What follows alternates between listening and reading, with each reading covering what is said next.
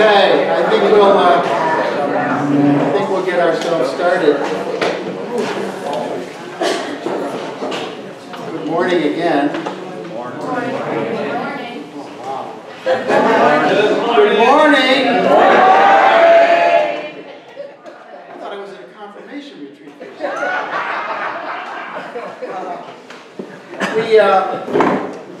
We've got a good program today, and I want to highlight a couple of things about the program. It's not the kind of day where we just speak to you, where you have to take notes. It's really not an academic kind of day at all. In fact, it is a day that allows you time, I think, to digest some of the things that you're hearing. We've built into the schedule prayer time, reflection time that you might want to walk the grounds by yourself in solitude, spend some time in the chapel, thumb through the spiritual reading books that we've put upstairs, make spiritual friendships, sustain spiritual friendships, and so on. So in a sense, the structure of today is more like a mini retreat, all right? Now, having said that, let me also remind you that your retreat that is coming up here at the end of May, this is good practice for that, because first-year candidates often tell me when they come here for their end-of-the-year retreat, it's the first time they've ever been on a retreat, an overnight retreat. Now, retreat is like going on vacation with Jesus, an invisible God. It involves a lot of self-time, prayer time, reflection time. Certainly, it's not a silent retreat, but today is good preparation for that, because we're not used to that kind of time, are we? We're not used we're used to being productive people and checking our Twitter accounts and email accounts and text and everything else. And yet, at a retreat, we're asked to disengage from that, or at least compartmentalize it more and spend some time with God. And so today is structured in some sense to give you a feel for what one of those days would be like. My opening remarks are really to set up our three wonderful speakers for today, and we're really pleased to have them speaking to us on different things. Before we get into my remarks, though, I've had several emails from folks that want to know what next steps are and where we go from here, what happens between now and next year, what expectations there are. So I think I'll just take a few minutes to cover that so we have a sense of how the year ends and what's expected of you over the summer. First of all, the self-reflection too, I put copies of that out there, although I think Jeannie has either emailed it to you or will email it to you. There's also a copy, a display copy that was in your Formation for Ministry manuals, your program book. But this is due June 15th. You can send them to me beforehand, but I honestly think you're going to be able to complete this in a much better way after the retreat. Some people during the retreat take notes. They thoughts come to them. They think, boy, that would be good for my self-reflection number 2.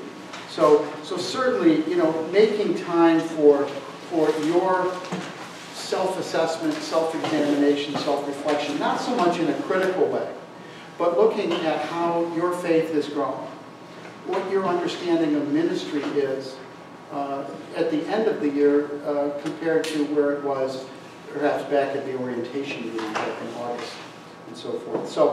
So that's something to do. Now, please don't complete self-reflection number 2 if you haven't completed self-reflection number 1. Although I think everybody has been dogged enough by me here, I think they're all in by now. But in the rare chance that you still have not turned in the first self-reflection, please do that one first, so you can then compare self-reflection number 2, otherwise they'll look identical. So please get those into me. Emails about workshop and retreat makeup. If you've missed, well, certainly you haven't missed a retreat, but you might have missed a workshop the November one. And next year, because we have 4 workshop days, 2 in the fall, 2 in the spring, and then we have a major, larger retreat or workshop at the end of the year, life gets in the way. I mean, there's things that happen where you cannot attend a workshop. So what you need to do is just search for a suitable makeup, a day of reflection kind of activity. It could be, for example, I used Sister Bethany's recent human trafficking workshop that she did. Deacon Tom Killian did some things out of parishes. There's a number of these things that go around our diocese. I don't profess to know all of the detail and all the offerings. My office will send to you from time to time a flyer and just a quick note, FYI, this would be a suitable replacement. But we can't be the clearinghouse for all the activities. There are certain things that will not count, though. For example, the Robert Barron, the Vocation Summit at the end of the year, kind of expected to go to that anyway. So we're not looking for you to skip today, for example, so you go to something in September.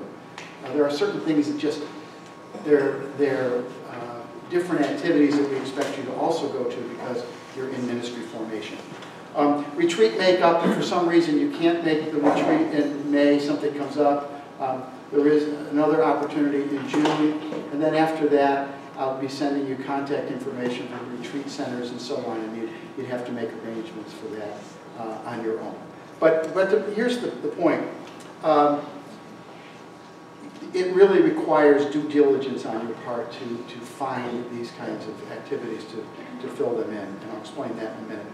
Missing assignments, there's not many missing assignments out there. When I took over this program about 4 years ago, I was shocked at the number. There was like 60% of outstanding assignments that were out there that just hadn't been turned in, or they'd been lost, or what have you. It happens very rarely now. And the reason it happens rarely is that most instructors will give you an extension a couple of weeks at the end of a course.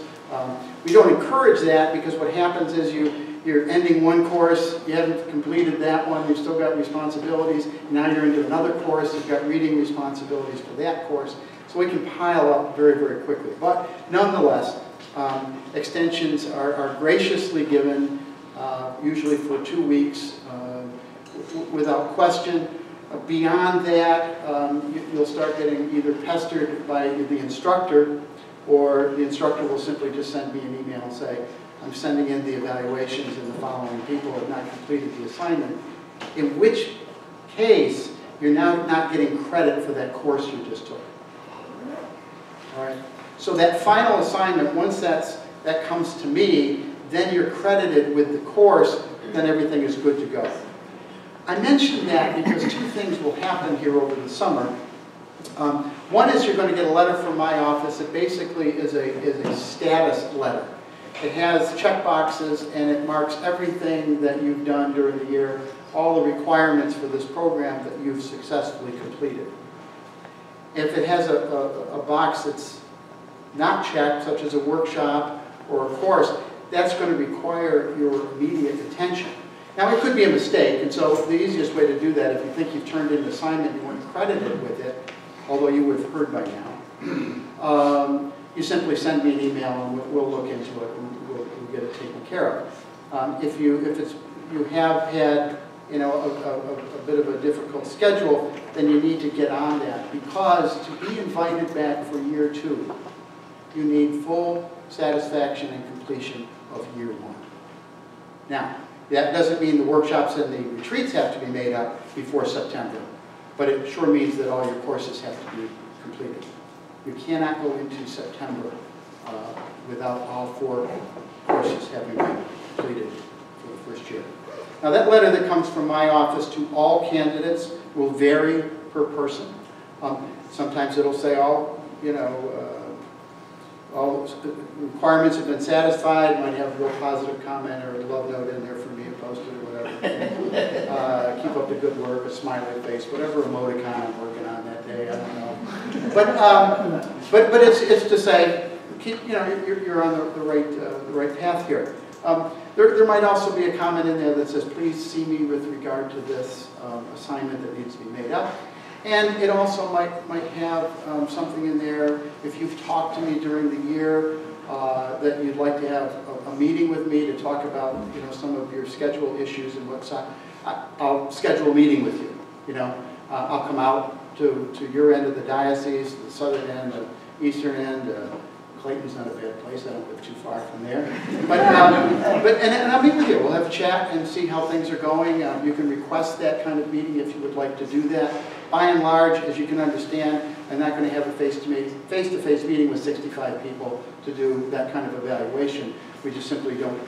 It's logistically not possible because it requires you to travel, me to travel, and so on. But we can do phone things, Skype things. For very few circumstances, if you're behind, I might call you and say, gee, I really need to sit down with you. But that, as I said, that happens very, very rarely. So keep that in mind when you get a letter from the diocese somewhere in the June timeframe, early July. It's not like getting a letter from the IRS. Don't worry about it. Okay, so then let's talk a little bit about shifting gears. Oh, Bob, any questions on that? Yes? You had June 15th. Self-reflection number 2. Don't we have a second one due now? No, that's the one I'm talking about for now. I'd rather you hold off on that. It's the one I gave you this morning. You can do it now. That's fine. Okay, so you're not saying it's not. You're saying it's not due now? Due no later than June 15th. You want to turn it in today, I'll accept it today. Oh, okay. But it's not due until June 15th. It's really an end of the year. Let's look back over the year, see where we began, where we are now. Jennifer. How do we get approval for the makeup workshop and let you know that we participate? Yeah, what you do is you send in to me the flyer or an email describing what it is. I look it over, I send an email back to you that says, looks good, and then in that same email it will say, Jeannie, please mark Jennifer as satisfied this workshop and place in her folder. Boom, done. Thank you. All right? If you don't get an email back from me, we've got problems. But it's very simple. We keep it very, very simple. Okay? As I say, if you get a box that's not checked, and it could just be an oversight, and we'll take care of it. Any other questions? Yes? When will we get the overnight retreat schedule? Like when it starts? Probably another week or so. Father Chris Lozon is putting final touches on that right now. I can send you the one from 2 years ago, which is like the informational, and then we'll have a flyer, and then the night you come here, probably about 5 days before the retreat, you'll actually get the schedule. Good question. That what we're looking for here, you have a series of talks, inspirational talks, really. Session 1, session 2. Session 3, session 4. And those are usually about 45 minutes or an hour. And then it's your prayer time, your reflection time. Sometimes we build in reconciliation, sacrament of reconciliation that first night. So you'll see those kinds of things on the schedule. But will it start Friday night at what time? Friday night, I would say get here about 6:30, so you can claim your room. You'll be assigned a room here. If you're not staying here, if you're commuting, then you don't have to do that. We're probably, if we stay with this past schedule, starting somewhere around 7:30 with the first talk. There's usually a social beforehand, 7 o'clock, wine, cheese, why not? We're all adults here, So, Question. Yes? When do we reserve the rooms if we plan on staying here? You just have to register for the retreat, and then as part of that registration, you're going to be marking what accommodations you're going to need. The choices are single, double, there's no triple, single, double, and commuter. So if you're going to commute, which you wouldn't. Is there a charge? Do we have to? Yes, there's a cost for the retreat. Yeah, it's on that registration form. The retreat's probably going to run you $125, $150 or something like that. I don't know the exact figure. All that cost goes to these guys here. We don't make any money on it. I wish we did, but we don't. What weekend is that? That's May 20th to the 22nd. It's on your schedule. Okay. Any other questions? I just want to make a comment. Maybe people could see the screen better if you move. I try, I can't. I have too many wires here. I'd ask you to move. You want to get up? Move over there, you can see it better. But if I move one of these wires and it becomes unplugged, it's not really pretty. Everything falls apart. I stay home early. So, spiritual journey. I hate to ask this again, but are there any last questions? I hope that Donald Trump and Bill Clinton and everybody who's coming to Watertown today ends their talk with, are there any questions? I'd like to see Trump just answer one question for the audience. The spiritual journey, sometimes I think that we overuse that term. The spiritual books that we read and the language we use, we often say the journey of faith, the spiritual journey, our Christian journey, and so on. But I do think it has some real relevance for what we're doing in the Formation for Ministry program, because at this point, at the end of your first year, you are really seeking your own spiritual self. You've learned things about yourself. Perhaps it's been what you've read. Perhaps it's been something about your studying that has opened up some new level of consciousness for you. Perhaps it's because you formed new friendships and new relationships. Perhaps it's because you've been validated by your pastor or other people in your parish and saying, hey, this is terrific. Perhaps your families have played a very strong role in validating you and giving you positive feedback as well. So today we are looking at how is your spiritual path unfolding in front of you. Because when we look at a spiritual journey, really any journey, we are not simply looking at starting at point A, going directly to point B. We're not simply looking at a beginning and how quickly we can get to the end. Journey implies process. As Paul said, it's not about sprinting, it's about a marathon.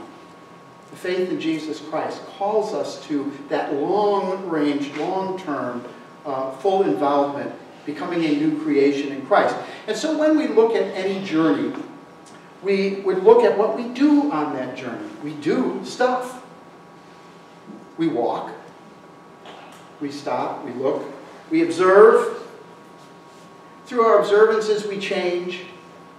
Certainly there's change that occurs along any journey. If you take a hike in the woods or a spiritual walk or a nature walk of any kind, you're going to come away from that with some new information. We move. We're not static when we're on a journey. The journey implies that we are moving from the space we are in now to some other place, to some other space. And sometimes that can be an emotional change, a physical change, intellectual change. Just our own humanity can change. And so we keep these things in mind as we talk about today, finding our spiritual path, and we hear from our other speakers, we keep in mind, where am I in my own spiritual development? Because we are here to follow Jesus, growing, serving, sharing in ministry. Ministry is, by its very nature,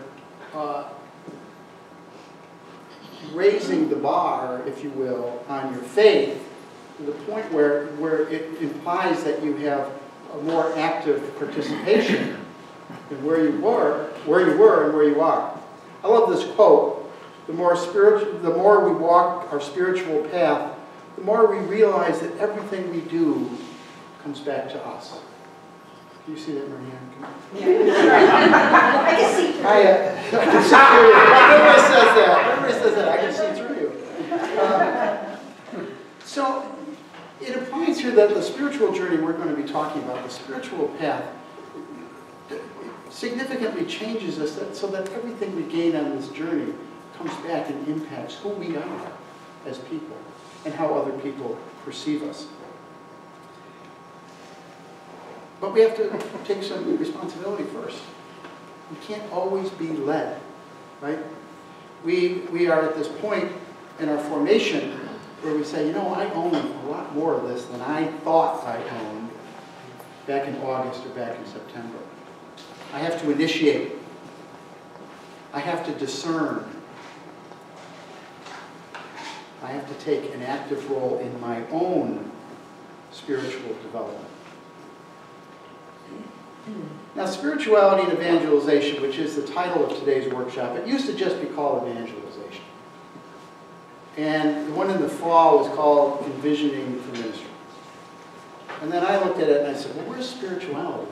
Yeah, it's a course, but so much of the formation that you're doing during year one is about spiritual formation, coming to a better understanding of who I am, who you are, who we are as spiritual people. And so they're joined at the hip, I think, that they are really inseparable terms. Why do I mean that? Because if you are a spiritual person, how many people think there's spiritual people in this room? Well, there's not many for all group. How many people think that? I do. I forget to I'm a spiritual person. All right. Anybody who doesn't think they're a spiritual person, doesn't have a spiritual side? Whew, that's good. All right. I feel a whole lot better about that. How do I know you're a spiritual person? How do I know that Steve, who raised his hand, says he's a spiritual person, that he is a spiritual person? He's here. He's here. There you go, Steve. Other reasons. How do I know? Or actions. Actions. That's right. If I raise my hand and say I'm a spiritual person, and the rest of you go, come on. You might. I don't know. You know it through my actions, through my behavior, what I do, what I say, where I lead you. So, if I were to ask the same question, how many of you are evangelizers? Not nearly the number of spiritual people that we have here. Tom, as an evangelizer, how would you define that? If you're raising your hands and I'm an evangelizer, what does that mean to you when you say yes to that? Just by living my life in my spiritual self, I evangelize. I don't have to sit on a corner with a book and just live it. Visible. Your faith is visible to others. That light that is shining, not hidden under the basket, but shining out for all to see. I didn't make that up. It's in the gospel. Read it. Not sure where it is in the gospel. You can look it up. But here's the point. The point is that through actions and behavior, that confirms that I'm spiritual. But through those same very actions and those same behaviors, I'm also evangelizing. Because evangelizing is preaching the good news. Evangelizing is bringing the faith of Jesus Christ to others. We may think about it in tasks in terms of the census and standing outside the Carrier Dome and holding a sign or something like that, but that's not what evangelization is. Evangelization is taking your spirituality and putting it into play, full play. And ministry is every bit of that. Making disciples for Jesus Christ. Not with a clipboard, not with free t-shirts. Through your actions, your behavior, influencing others to become more faithful people. Changing the world should be a goal, a small piece of that goal for every lay minister. How can we not? How can we not live as faithful Christians and not change the world? It's impossible to follow Jesus Christ and not change the world. Well, maybe not at the level we want it to change, or as fast as we want it to change. Impossible to be a faithful disciple and not influence that.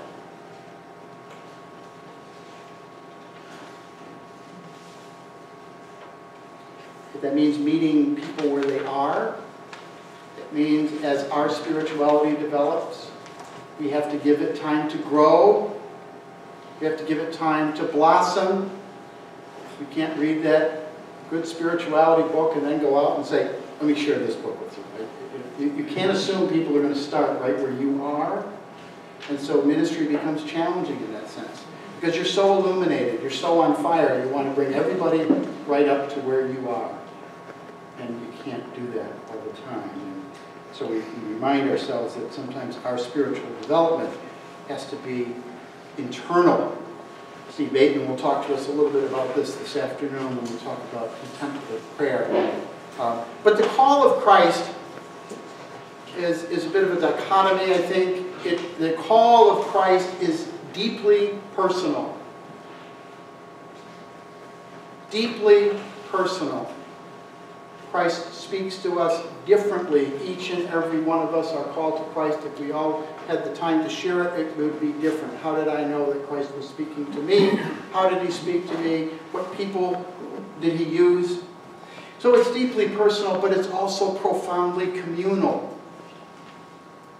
We cannot respond to Christ's call to follow him and not become immediately involved with others. It can't be done. The call to follow me means follow us.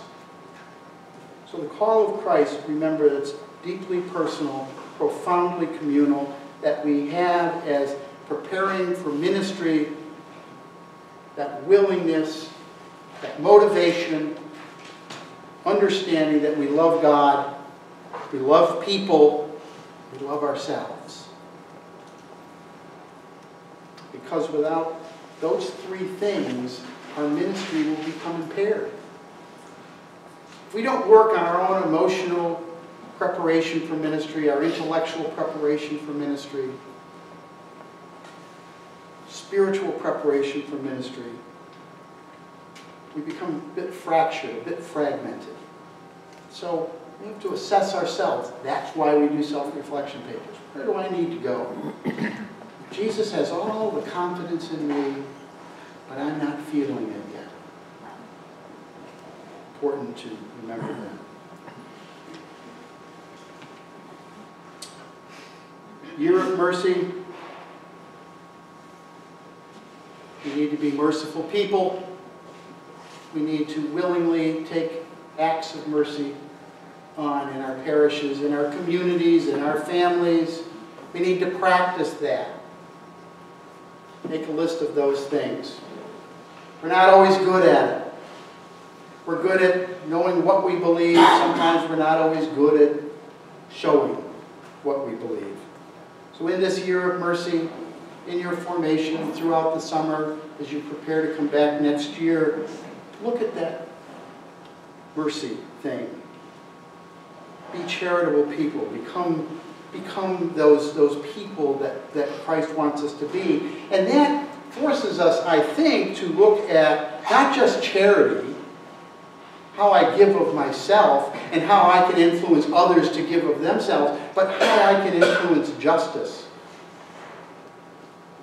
Because systems of justice fall under the Christian responsibility, that mantle, that umbrella, if you will, of why would we minister to others if we didn't believe that we could effect some change on those systems of justice.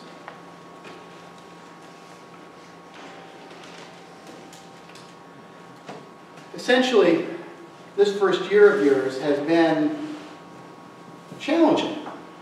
For many of you, just opening up a textbook, seeing an assignment, papers, things I got to do, it's challenging. But all of this is preparatory to how you become the good news to those people who desperately need to hear it. That doesn't mean you become a faith authority, but it does mean that through your study, through your papers, through your assignments, through attending lectures and classes and workshop days and all of the activity that you've so willingly and in sacrifice given up your time to participate in, affects you in a way that makes you more knowledgeable, more confident, more open to the possibility that you can, with some good reason and with some level of comfort, share your faith with others. Somebody made a comment to me here earlier, just how they observed a class at one of the sites most recently as opposed to the beginning of the year, where they participated in a lecture by taking notes and just not saying a word. You know, if I came in that first class of Old Testament in Clayton and said, what do you think of that call of Abraham? You know, nobody really would have raised their hand right away. They want to feel out the room a little bit, see what's going on. Do I know my faith well enough? Does my opinion, can it be validated, etc.? But I think as you go through 3 or 4 courses, you feel more confident in that. You say, I'm not that far off. And so when you carry that forward, when the bishop sends you in a year to do just this, becoming the good news for the people who need it, you go forth with more confidence, more understanding, more knowledge. Something to think about as you do your year-end stuff here.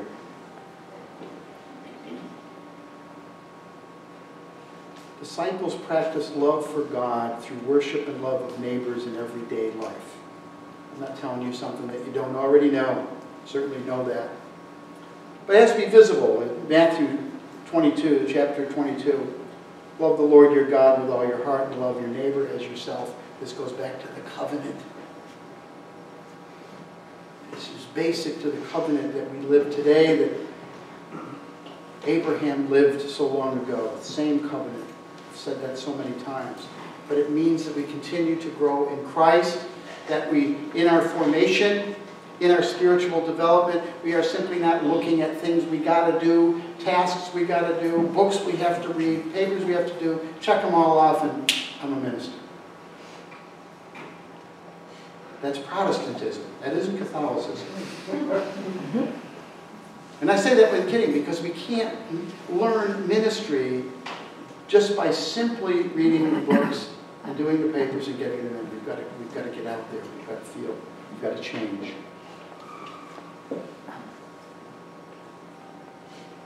We've got to be active in our faith. And sometimes, especially the last couple of months, when you've had so many readings in your courses coming from the documents of Vatican II and the Catechism of the Catholic Church, how many of you sat there reading this and went, wow. let me try that chapter again.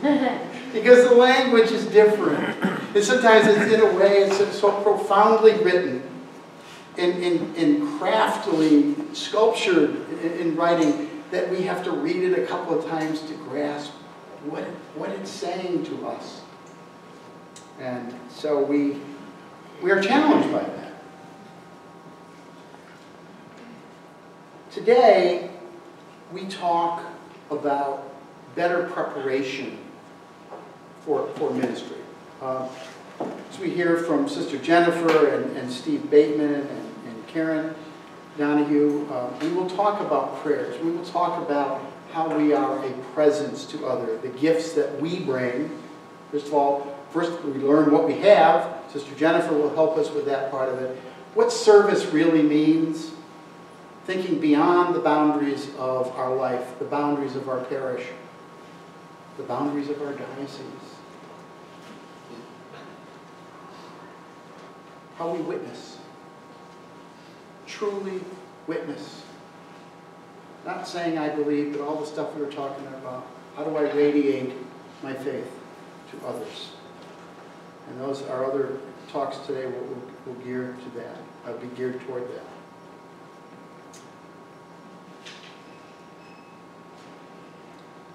Actions required.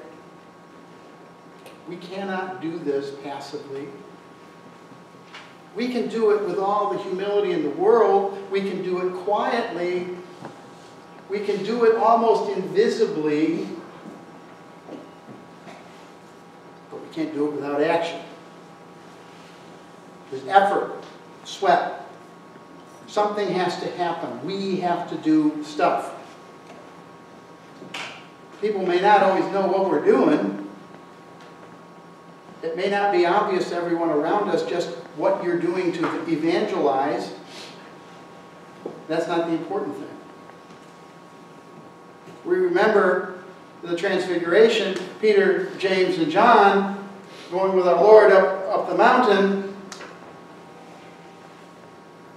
And their response was, let's just set up camp here. You know, this is wonderful. Why do we want to go back down there? But there was Peter, James, and John called to the mountain to see the Lord transfigured, but there were also 2 apostles that were sent to fetch a colt. And that was less visible, less obvious, we might even think less important than the Transfiguration moment. But it is following Christ and doing what Christ wants us to do, and we can only figure that out through discernment and prayer and reflection. And so I close my remarks with thinking about, in this picture of footsteps in the sand, you think about your summer, you think about, you know, boy, I am so glad to be on break, you know? I always think of formation for ministry on that last class night that you're all going to go running out the door, jump in your cars, and, you know. So what we try to do today is prepare you for that summer where you're on your own. The structure goes away. There aren't any papers. There aren't any chapters you have to read. There's no reading list. But set a plan for yourself. Whatever you've learned for this year, look to that. Try to sustain that, continue that, improve it, enhance it through the summer. And so, to take us to that next place, I've asked Sister Jennifer to talk to you about how do we weave those strands together? How do we become those people we think we ought to be, that Christ wants us to be? And Sister Jennifer is perfect for this because she has been a friend of the Formation for Ministry program since she's been in this diocese, probably before that. In the 15 years that she's been in the diocese, she's been a faculty member for Formation for Ministry. She's given workshops and participated in so many of the things and led us spiritually. She also teaches in the Deacon Formation program. She taught communication and collaboration here. She is the Chancellor of the Diocese of Syracuse, and she's also the coordinator for training of pastoral leaders and associates, as well as serving as the delegate to those pastoral leaders who emerge from the Commissioned Lay Ministry group. And so I welcome Sister Jennifer to continue our conversation this morning on weaving the strands and traveling through our own spiritual life. Welcome. Give it up for Sister Jennifer.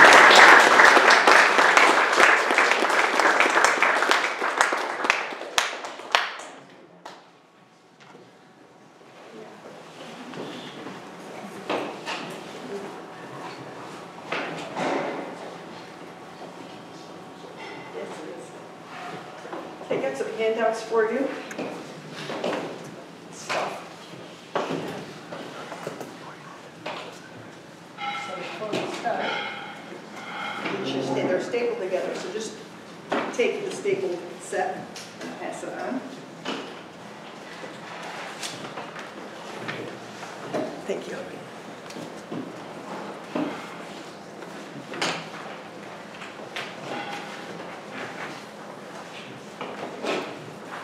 And before Sister gets started, she's Diocese of Ogdensburg. It's just been pointed out to me, and I said Diocese of Syracuse. What you knew then, right? Well, Bishop Cunningham was the one that appointed me chancellor. Now he's here.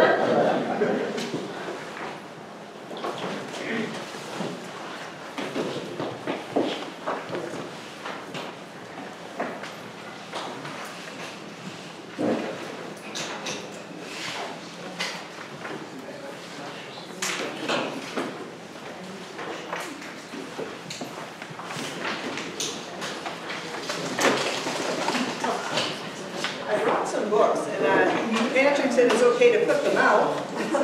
But of course, I'm an English teacher, and I know what people do to books. They take them. So not that you would willingly do that, but I wanted you to know these are my very precious books that I really, really value. And there are 3 of them are Rollheiser. You know Ron Rollheiser? Okay, this one, and all of these are available at Amazon for a very good price. I got a couple of these secondhand, and they're just like new. So I have like the Holy Longing, the Sacred Fire, this one, and the Shattered Lantern. Okay, so those are all Rollheiser books. I'll put them out here, and I'll stand guard. If you want to take down any information about Rollheiser, but as they say, all available on Yahoo and for secondhand in good shape.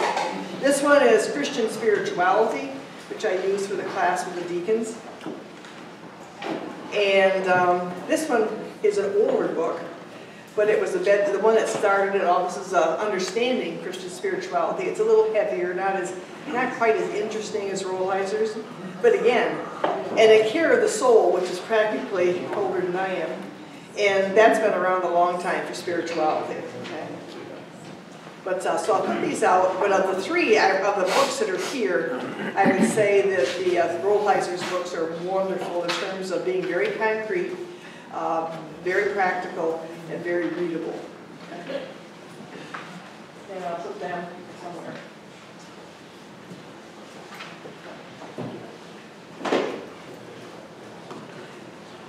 But generally, I used to say to the deacons, because they had a lot of heavy classes, a lot of, as you know, even in your lay ministry program, some are heavier than others in terms of content.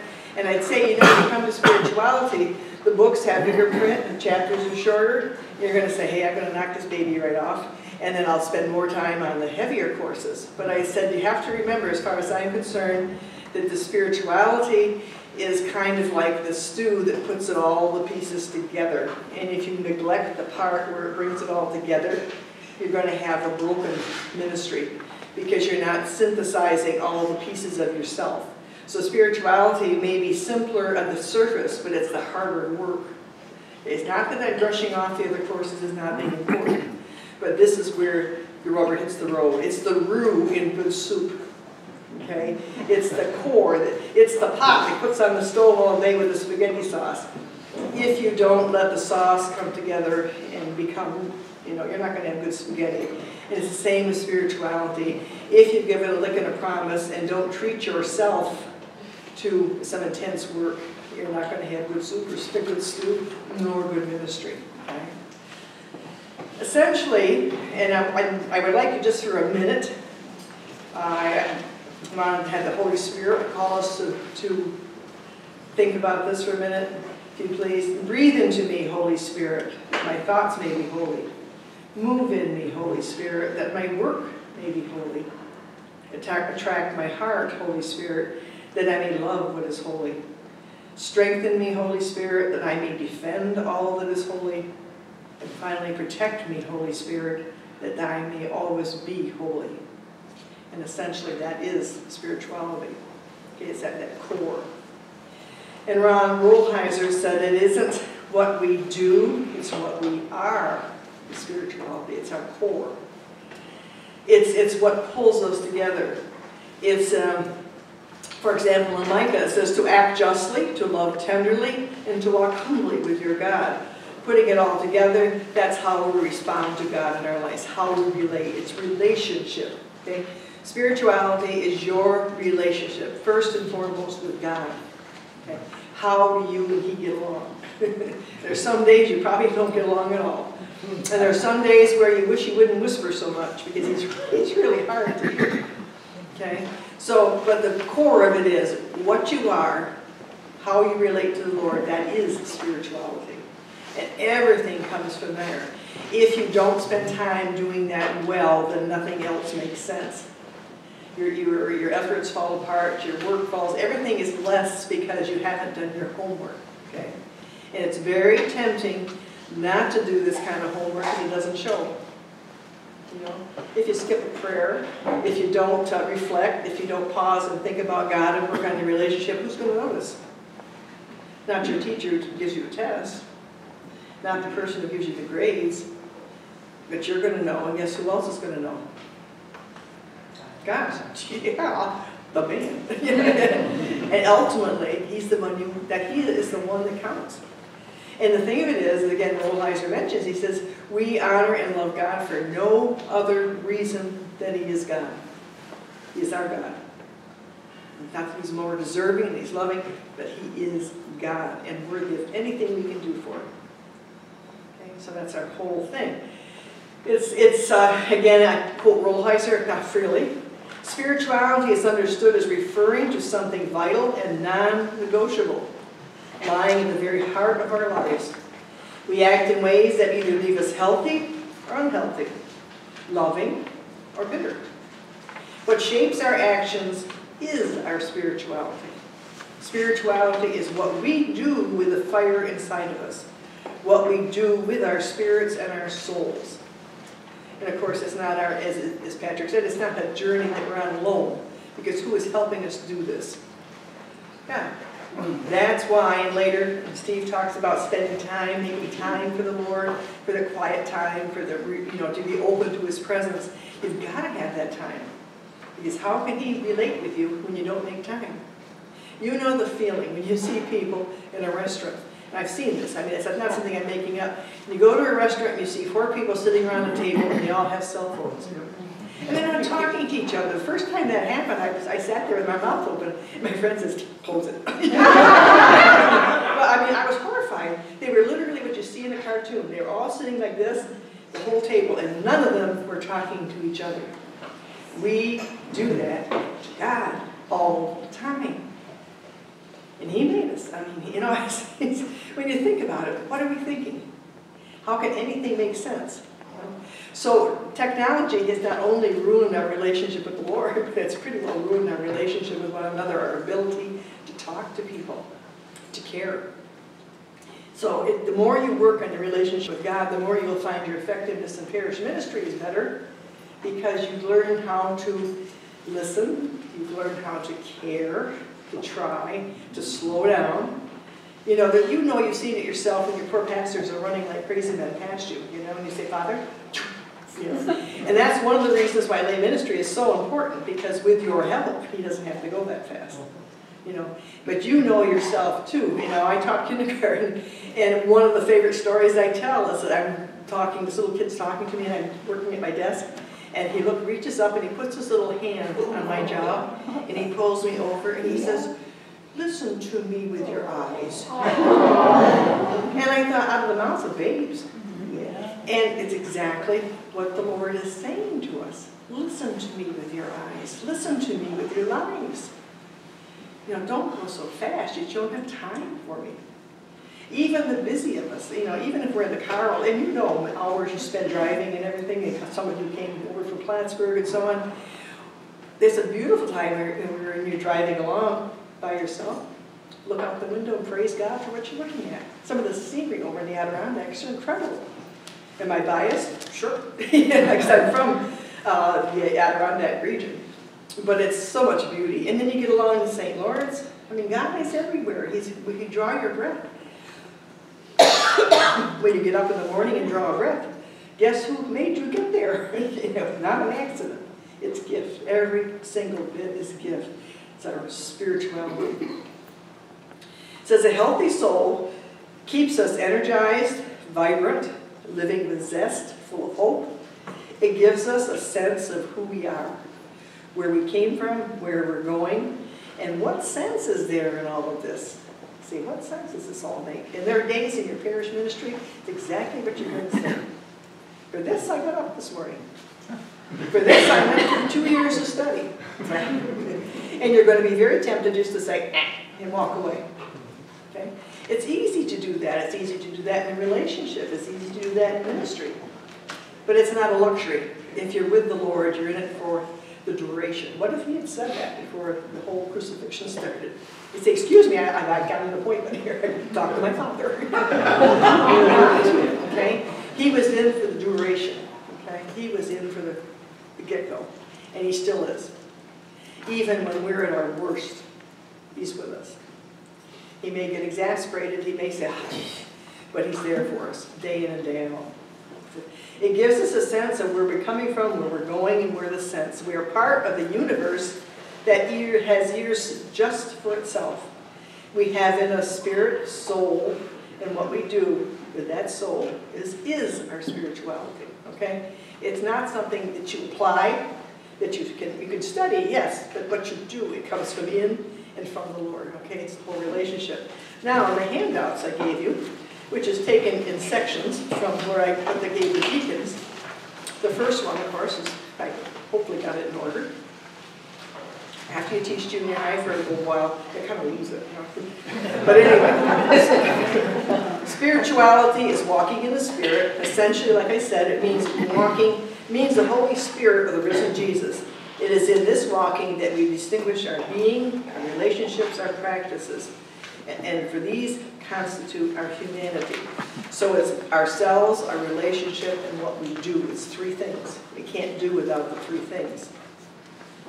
Okay? And the second one, the ultimate values perceived and pursued are rooted in the God that is disclosed in Jesus Christ through the power of the Spirit.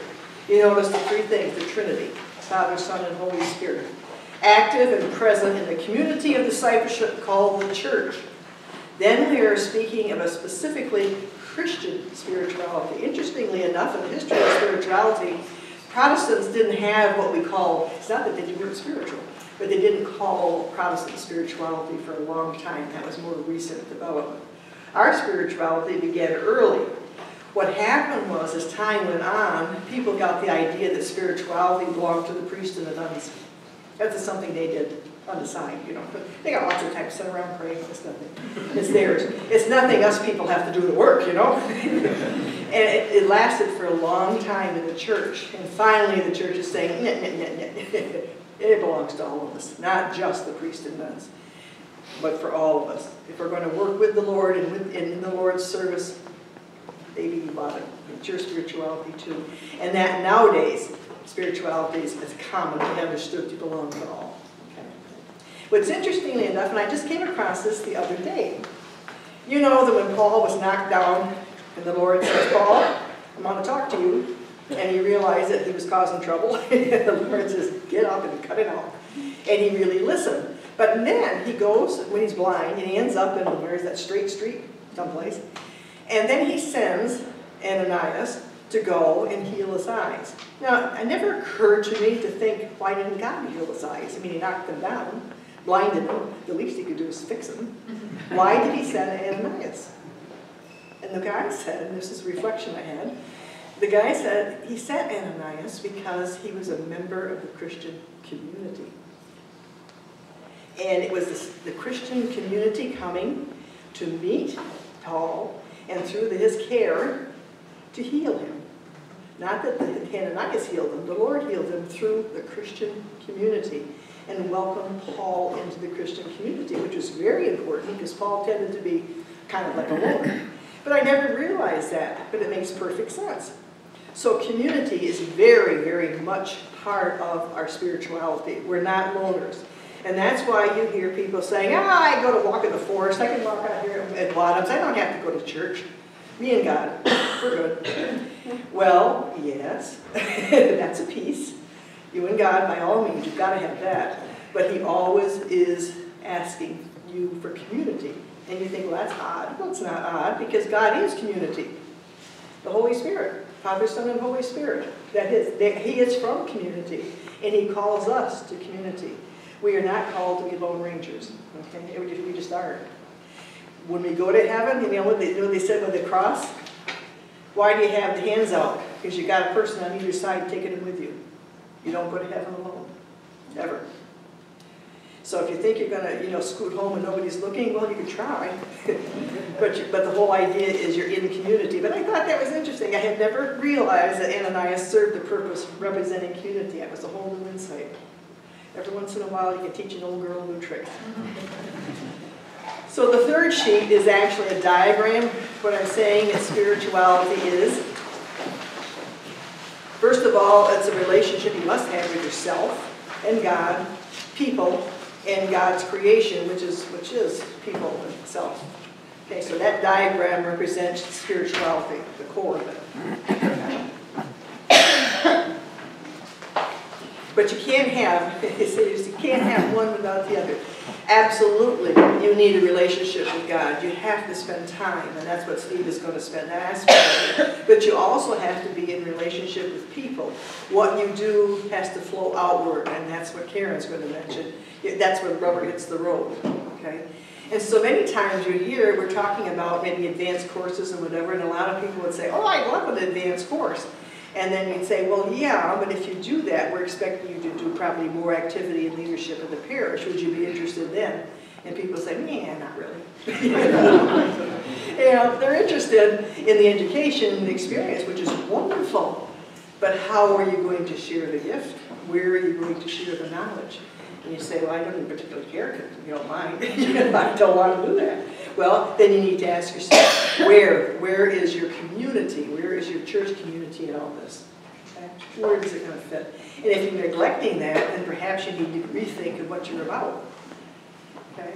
So that's why it's so important, which our next two speakers are talking about, both the quiet time with the Lord, which overflows into your service. It's the same principle for those of you that like to fish. Anybody in here a fisherman? Oh, all right. Well, you know yourself, if you got bad water, if there's no inlet or outlet, what happens to the pond? You got a stagnant pond, and after a while, you've got big trouble. So you've got to have the flow in, and you've got to have the flow out, when it keeps the water fresh and moving. Okay, and that's what the relationship with the Lord does. The relationship with the Lord with you, and on with those in ministry. And that's the flow. And the pond keeps your pond fresh. Otherwise, it becomes stagnant and self-centered. Now, what about those people who spent their whole life in prayer and solitude? Does that mean, therefore, that they're stagnant? No, it's a special calling that God gives them, okay, which is different from the active calling. It's the same thing as like the sisters. Some sisters are in cloister, and their whole ministry is praying full time. The sisters who are in active ministry, their prayer flows out into activity. So our lives aren't in balance unless we have what I'm describing to you as prayer and activity. So, and one's called to, but we're called to different things, and that's why it's so important for you to keep a good relationship with the Lord. This diagram here I like the best because it pretty well describes what I'm talking to you about. Where it says the Spirit of God. The arrow that says the sacrificial love of Jesus Christ, okay, which is Christian spirituality. And then where does that lead you? Outward? To prayer, alms, sacrifice, and good works. You've got to have that flow. Okay. And so where are you going to find time to find out that stuff? Whether or not you've got good flow, whether or not you've got fresh waters. When do you find time to ask yourself those questions? When you're going lickety-cut through the day? Quiet. Okay, where are you going to get it? For quiet time. Yeah, you've got to. Okay. And many parents will say, sister, where am I going to find any time for quiet? I've got 3 kids. Got one wrapped around my leg. I've got a husband over here. What am I supposed to do? Well, one quiet time is you get up early, a little bit early, not a lot, but you can do it a little quieter. Or you go grocery shopping if the kids are at school or work. You've got quiet time in the car. Okay. Some parents say, bathroom. Bathroom works, sister. Bathroom works. Close that door, I'm good. Whatever it takes. What little space you have. Okay? Some space, you can carve it out if you see, if you care enough, if you really mean to do it enough, you will find your space. Some guys go hunting. They're not stupid. My father, they know what they're doing. But my father loved to fish. And he said, I'm a fisherman, but he says, where else can you sit on the riverbank in a beautiful day and not do a thing? And nobody asks you why. He says, I'm good for this. And he did. He was a wonderful fisherman. But he knew how to respect and reverence the space that fishing gave him. So there are other activities that you might do that might carve out a little space you don't even realize you got. You know, if you're sitting in a duck blind or you're, you know, up on a, whatever those things they do with deer. Deer blind. You've got space. You know? But one parent said, I would take one child in my car at a time. when I would travel so that I could visit with them or whatever. But I remember the year my dad died was just when I started working for the diocese, and I traveled miles, and I have you know that I did a lot of work alone with the Lord as I drove, mile after mile. So use your car, instead of as a curse, use it as a gift, okay? Because there are a lot of you that do lots of miles, okay? And if you have other ideas for space, by all means, use them or fill them to share. Okay, says this is Karl Rahner, who obviously is a fantastic theologian. He may be referring to spirituality. It's created, it's finite, it's limited. It longs for fulfillment. The human being seeks that which is uncreated, eternal, unlimited, and vast. Do you ever have times when for no reason at all you feel kind of lonesome? You just kind of feel lonesome, or down, or depressed. Nothing big, but just that little edge. You think, what's that all about? You know, a perfectly normal day, but you're just kind of lonely. According to one place I read, that is from the Lord, when we were with God, before we were born. It's the memory triggered in us that we're longing for home. And that's happened to a lot of people. It's kind of like you got that little lonely feeling. You thought, well, what's that all about? Nowadays, the temptation is to pop a pill or take some medicine. You know, make it go away. Make it go away. But that lonely spot, every once in a while you feel, is that longing for the Lord that He left in us when He sent us to earth. And it's kind of like, all right, yes, I am lonesome for you. I am lonesome for the goodness. But don't mistake that loneliness for badness. It's not badness. But if you haven't, think about it. That's the Lord leaving that little tiny spot left to remind you that you aren't here permanently. Okay? It says prayer and other disciplines are properly understood when viewed in the light of this basic, common, universal desire to be in relationship with God. Okay? Always and everywhere. Relationship with the Lord. Bedrock. You have to carve out time to be with Him. Anything you count is important and you will make time for. You know? Think about it. What you really, really value, you will find yourself making time for. And that you'll know yourself in a relationship, whether it's your spouse, your husband, or your children. If someone says to you, oh, I'm sorry, dear, I tried, but I didn't have time. Part of you is thinking, humph. If you cared enough, you would have made time. Part of you, don't you do that? And part of you, when you say that, you feel partly guilty because you know probably with a little more effort in figuring out you might have made time. Okay? Well, we do that to the Lord. You know, hop in bed at night. By the way, there's a real quick exam, and I apologize for those of you that have a more developed and well, you know, an Ignatian exam. And this is based on the Ignatian exam. Before you go to bed at night, and you don't have a lot of time, remember you've got a lot of kids screaming around, or grandkids or whatever, a little quiet spot, you say to the Lord, where were you today, lad? Where were you today in my day? And you have to stop and think, and sometimes it might be a smile of a little child. It might be a sweet old lady that you helped. It might be somebody that you passed in the grocery line. Someone who let you cut in line for the traffic. They're all over the place, but you find, where were you today, God? What did I do to get in your way? What did I do today to get in your way? And then you go through a list of, I did a lot of things. And so you go through your things. And then is to thank Him. Thank you, Lord, for what you've done for me today. Thank you for what you did that I didn't see. Thank you for what I did see. Help me not to do it again. Yeah. So it's a very simple exam, and it's where were you today? How did I get in your way? Tell Him you're sorry, and thank Him. Okay? Now that's a very simplified conscious exam that people are supposed to do on a regular basis. And if you're a priest or a sister or a deacon, you're supposed to do it in much more depth and intensity. But hey, it gets you where you need to go. Okay?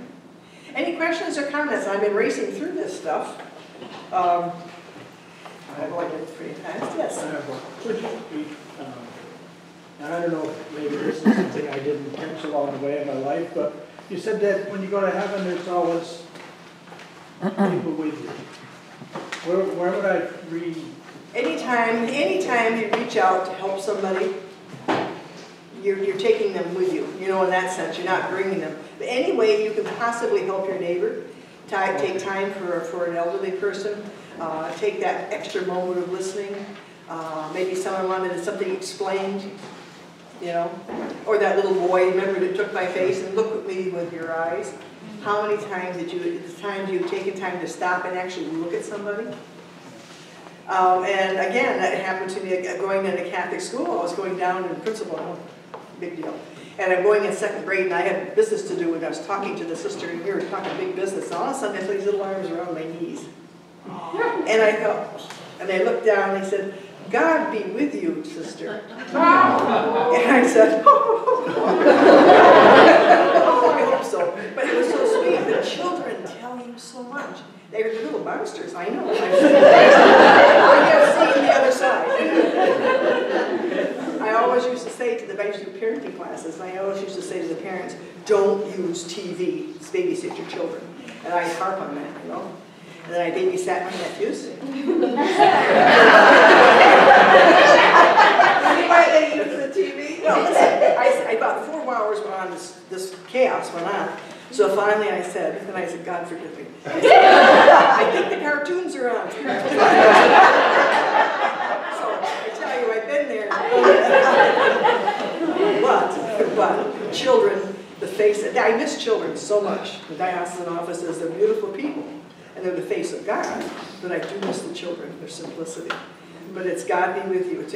Let the times when you interact with children and make time for them, and it's so easy not to. It's so easy to flip them off. It's so easy to fluff off the handicap or the elderly or somebody's in your face. You know, there's always somebody who walks up to you and you think, oh my goodness, here they come. It's like, oh good. We've all been there, right? What you do is you stand there and say, God, this is you. I'm talking to you today. You remind yourself, you don't say it out loud. Next thing you know, you're all going to be in trouble. But you know, you say to yourself, please God, let me see you. And the person talks. You know, more times than not. Or a lot of times when I used to have to talk to the sisters, and it was something I wasn't looking forward to, it was tough, it was a tough situation. And I'd say, Lord, if it's the right time, let me run into the sister. And you know what? I run into her. But it's amazing, because if it isn't the right time, they didn't show up. So you do that at the same time. How many times do you talk to people that irritate you?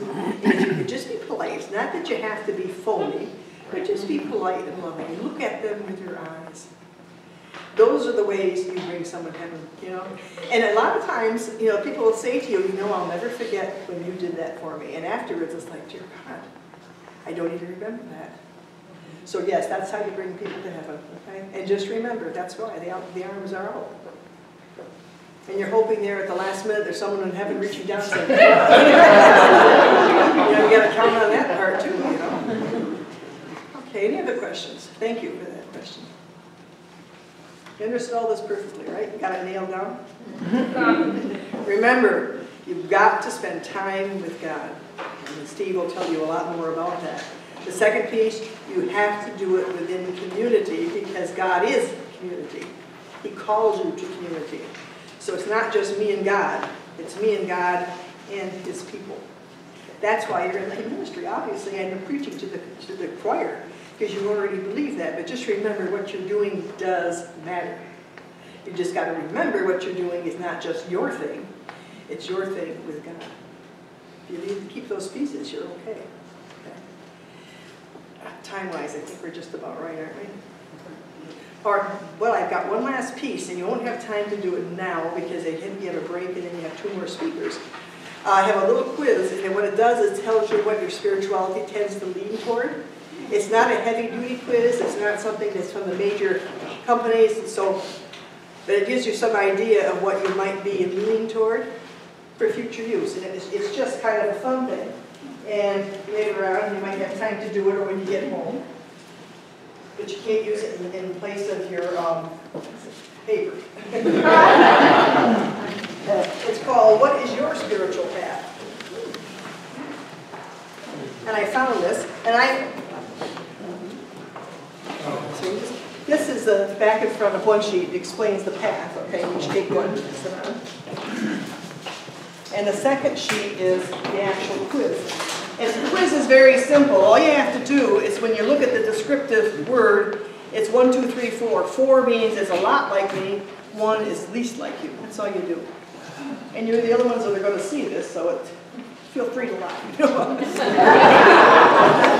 And they're saying it's not what you wish you were, but what you really are. Okay? So we don't know. God always knows. I remember when I was a little girl, the sisters taught us that God is everywhere and He sees everything. And I remember having a little poster with the world and God was like this, saying God sees. And I was in the closet with my toy box, and I lifted up the lid and I thought, I don't like God looking at my toy box. I slammed the lid down. I go, jeez. Well, I was very offended that God saw my toy box. So anyway, do this at your leisure. Bring it home. It might help you give a little piece of who you think you are. And this afternoon or later when you hear Steve and Karen, you'll find out where your spirituality should be taking you. Okay? God bless you and happy praying. Thank you.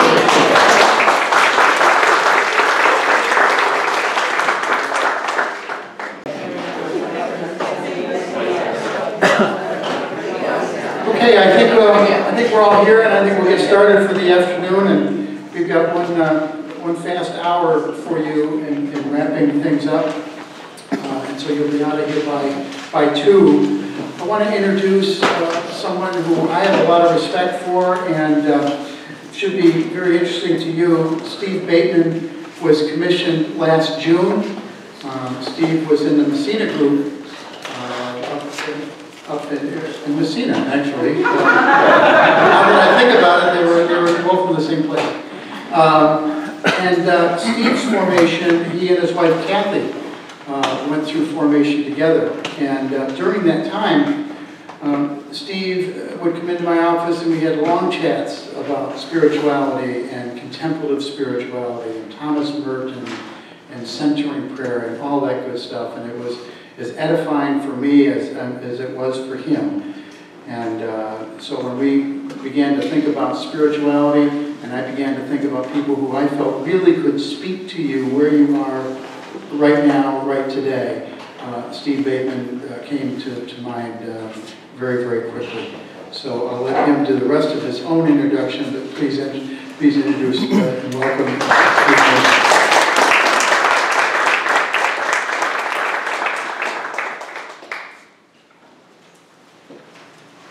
Good afternoon. Good afternoon. I got a few things for you to just take a look at here. I'll pass these out so you can pass them along. They're just mostly just quotes from Thomas Merton and a couple other things. So as Patrick said, I'm Steve Bateman. I trust everybody's got nice full bellies, but you're not quite ready yet for your afternoon nap, so don't fall asleep on me yet, all right? I'm here to talk to you about contemplative spirituality. Real mouthful, but I guarantee you that this is a very simple concept, a simple thing that you can do that can really strongly grow your spirituality and empower you to do your work in the parish. You take this growth in your spiritual life that you get from doing contemplative prayer, and you take that into the community. And it's also a powerful tool to help you learn your discernment, to help you with your discernment as you go forward in your ministries. So I'll give you a little bit of information about myself to give you an idea of how ministries can evolve as you go through your process here. I'm a retired registered nurse. I worked for 8 years in Ogdensburg at the local hospital, and then I ended up in the prison system. And I worked for 25 years at Riverview Correctional and at Governor Correctional. And well, my wife and I both went through the formation program. Like Patrick says, we just graduated last June. But before that, we were already a bit involved in the church. We're both parishioners at the cathedral in Ogdensburg. We're both Eucharistic ministers. She's a sacristan, and I'm a lector. We're both members of the Parish Evangelistic Committee. We also teach they have an 11th and 12th grade religious education program for those that have made their confirmations. We teach that.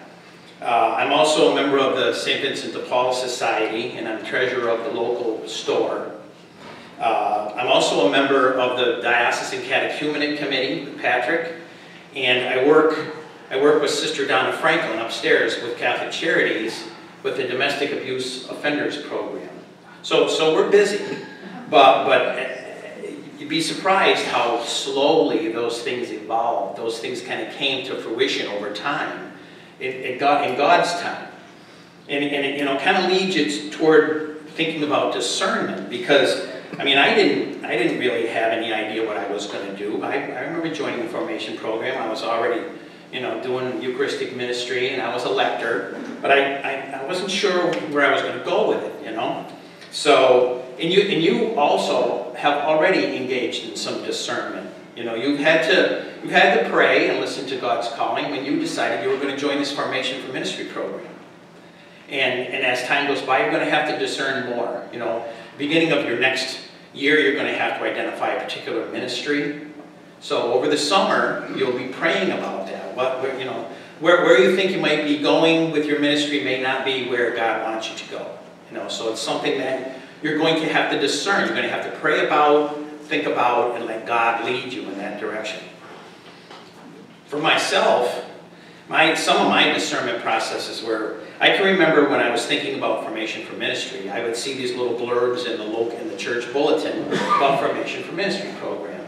And, I would mention it to my wife, and I said, that sounds really interesting. And then, of course, Mass would end, and I'd go home, and I'd forget about it. But sometimes it would pop into my head during the week. I would think to myself, oh yeah, Formation for Ministry. I should talk to my father about that. My father's a deacon here at the cathedral. So I talked to him, and he said, yeah, you should investigate that. You should talk to Father Morgan. So I said, okay, well, I went to church the following week, put it off, didn't talk to Father Morgan. And that went on, but I would think about it during the week. Well, then my father-in-law passed away, and I'm in the receiving line at the funeral parlor, and here comes Father Morgan. And it just popped right into my head. And I said, Father Morgan, I'm thinking about that Formation for Ministry program. And he goes, oh, that's a great idea, but you probably should give them a call because they've already started. I'm like, oh, great. He said, I'll make a call for you. So he got me in, and then I went to my first class, and I brought home my books. And my wife started looking through my books, and she thought that this was for her too. So the next thing you know, we're both in the program.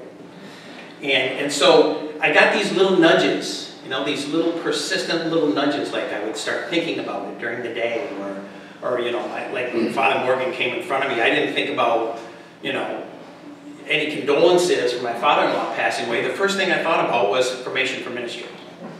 In the same way with Sister Donna, when I worked with Catholic Charities, I was at a workshop just like this. Our workshops were in Norfolk back then for our class.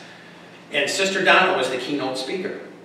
And so Patrick had picked up Sister Donna on his way through in Ogdensburg and brought her over to Norfolk for the workshop. But he had to go on east to a meeting or something. So he asked me if I would bring Sister Donna home.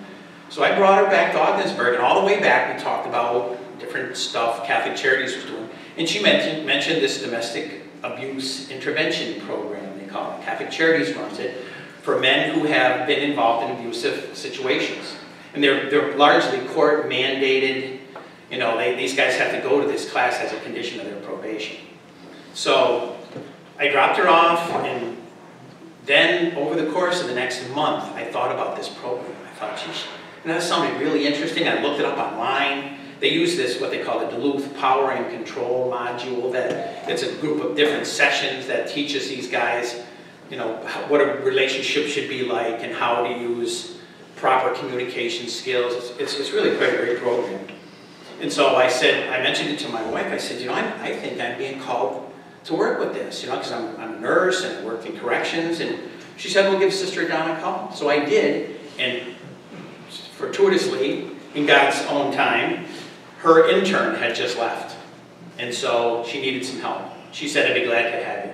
So once again, I was getting these nudges, these, and of course I've been asking, if you don't ask God to speak to you, then, how do you know whether He is, So I was getting some messages from God, and that's how these different ministries kind of unfolded for me. So contemplative spirituality is not a technique necessarily, but it's a prayer, it's a form of prayer that you can use in addition to your regular formal prayer, the formal prayers that you do and other things that you do in your life to help you open your spirit to listen to the calling of God, to listen to the voice of God. A contemplative is a person, the definition I found is who lovingly gazes with their spirit on divine truth, and that is enlightened by grace. So if, as a contemplative, you are with love, thinking about God and about divine truths, and it's God's grace that comes to you through opening your spirit that it speaks to you and allows you to strengthen your spirit. Your spirituality is the practice of living out your personal act of faith. So your spirituality it's a practice, really, and that's a key word because everybody here is a spiritual person. We're all filled with the Spirit. That happened at our baptism. We have the Spirit of Jesus in us now. But if we don't practice opening our spirit and allowing God in, then we run around all day long with our busy lives and we forget about the Spirit. We're too busy thinking about other things. We know what the new evangelization is. We hear it at the end of every Mass. Go forth and spread the gospel of the Lord.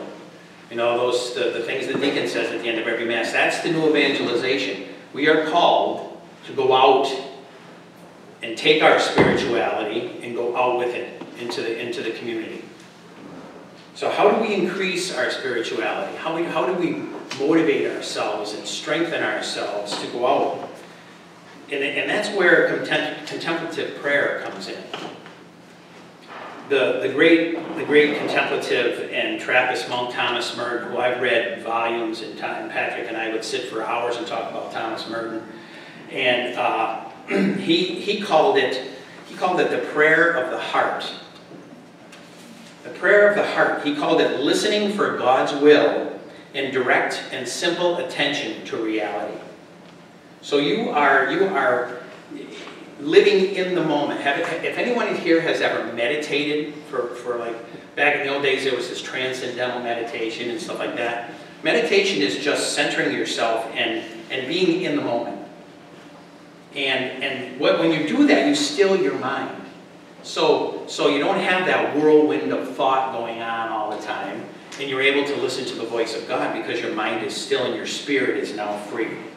Contemplatives they say contemplatives bare their soul before God. So when you are in a contemplative prayer mode, you are literally opening yourself up to God, and you're saying to God, here I am, I'm yours, speak to me and use me as you wish. This is what your ministries are all about here. And the key element in a contemplative life is silence. Now, you know how hard it is to get silence around these days. Thomas Merton was a monk, and he lived in a Trappist monastery in Kentucky, and they didn't even speak to each other. They used some sort of system of sign language, and so they had an easy time with silence. You and I, as Sister Jennifer mentioned earlier, we have to set aside a time for silence, whether it's first thing in the morning, last thing at night. But think about there's 1,440 minutes in a day. And I'm talking about maybe 15 here, where you can set aside some time for quiet time, where you can open your spirit. Contemplative prayer, I like to think of I like to think of our spiritual lives as a wheel, with Jesus Christ as the center, as the hub. And the spokes of that wheel are our ministries, our spirituality, our formal prayer life, our going to church, our work with the parish, our contemplative prayer times. All these things, they're moving around this constant, the constant, which is Christ in the center. And they all point toward that. So the hub of the wheel doesn't move when you think about it. That's the stillness. That's the part where we sit with God. Prayer of the heart. Merton also said that it was yearning for God's will and for the capacity to heal and to hear and obey Him. Do you remember that passage from Matthew chapter 6 where Jesus said, "Go into your room and pray in secret, and the Father who sees all things in secret will hear you"? That's what we're talking about here. We're talking about finding a quiet time where you can sit and where you can just get in the moment and put everything else aside. The past is gone. The present is not yet here. So what you are when you concentrate on just your breath, you are living in this very moment. You know that if you wrap your head around this, which sometimes is not easy, the moment that the very breath that you take is really the only time that you are really here, because the previous breath is gone, the next breath is not yet here. So it's this one moment that you're focusing on, that you're turning your attention to. And when you do that, when you focus on the breath and you put everything else out of your mind, then your spirit has the opportunity to open up, to stop being suppressed by running back and forth to our appointments and worrying about what we're going to have for dinner and what we did yesterday. We're focusing just in that one moment. And that's what it's like. You know, our spirit, our inner spirit is what we are made in the image and likeness of God. God is a spirit-filled being. And our spirit is what He sees. You know, He doesn't look like all of us. But if you think about yourself as a spirit, then that is really the essence of who we are, is our spirit. You know, our physical shell is what our spirit inhabits. That's only temporary. Our spirit is eternal. And so, you know, we spend our entire lives running around, getting this done and getting that done, and not really paying any attention to the spirit. Those who don't get involved in spirituality maybe never think about their spirit.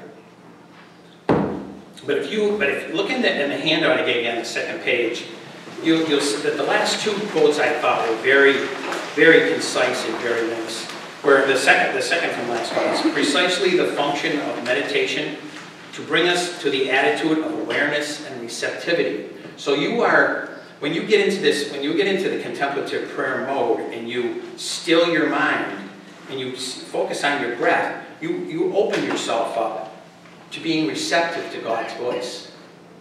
If you're going to have to discern your ministries for next year, if you want to discern where you're going to go with your commission, with your ministry, you're going to want to be able to hear God's voice. And as I showed you with some of my circumstances, it's very subtle. It's a whisper, or it's a persistent nagging. Not nagging. I should say nagging. Maybe he does nag. Not like my wife. No, I'm just kidding. It's a persistent, constant thought. It comes back. You're like, oh man, I can't believe I'm thinking about that again. You know, and there it is. But that's how God speaks to us. You know, it's not a voice from a burning bush. You know, although that has happened, but probably not to us. Meditation gives us the strength and hope, along with a deep awareness of the value of interior silence, in which the mystery of God's love is made clear to us. Silence is the key. Silence is the key to listening. I mean, like the old saying goes, you can only if you have 2 ears and 1 mouth, so you should listen twice as much as you speak. That's the key. If you don't listen, how are you going to hear anything, right? Well, when we're running around in our flurry of activity from day to day, we're not listening. We're busy. We're doing things. So, silencing ourselves, the prayer of the heart. That last quote. The prayer of the heart introduces us into the deep interior silence so that we learn to experience its power. For that reason, The prayer of the heart has to always be very simple, confined to the simplest of acts, and often making use of no words or thoughts at all.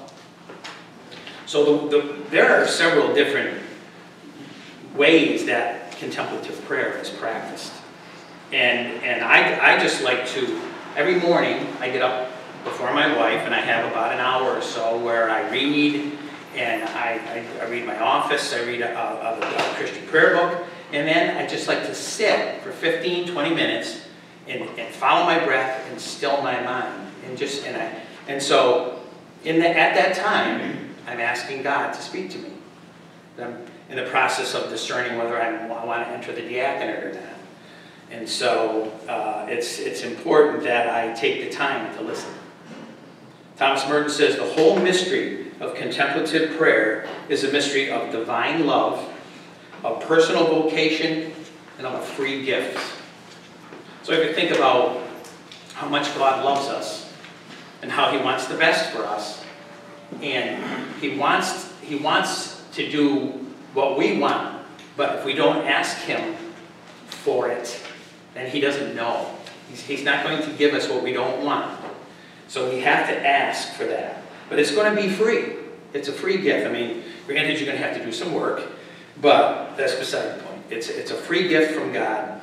And in order to hear that voice telling you, this is what I want from you, my son, whatever, my daughter, you have to be silent. You have to have that time where you still your mind. So I'd like to just run through a quick practice, if I may. This is how I engage my contemplative prayer side. So if you just put both your feet flat on the floor and sit up straight in your chairs and close your eyes. You can do this with your eyes open, but you have to pretty much stare at a blank wall because the sense of sight is so overwhelmingly powerful that you can't really concentrate. So I close my eyes and I just put my hands in my lap and I breathe. Slow, deep breaths. Feel your abdomen rise.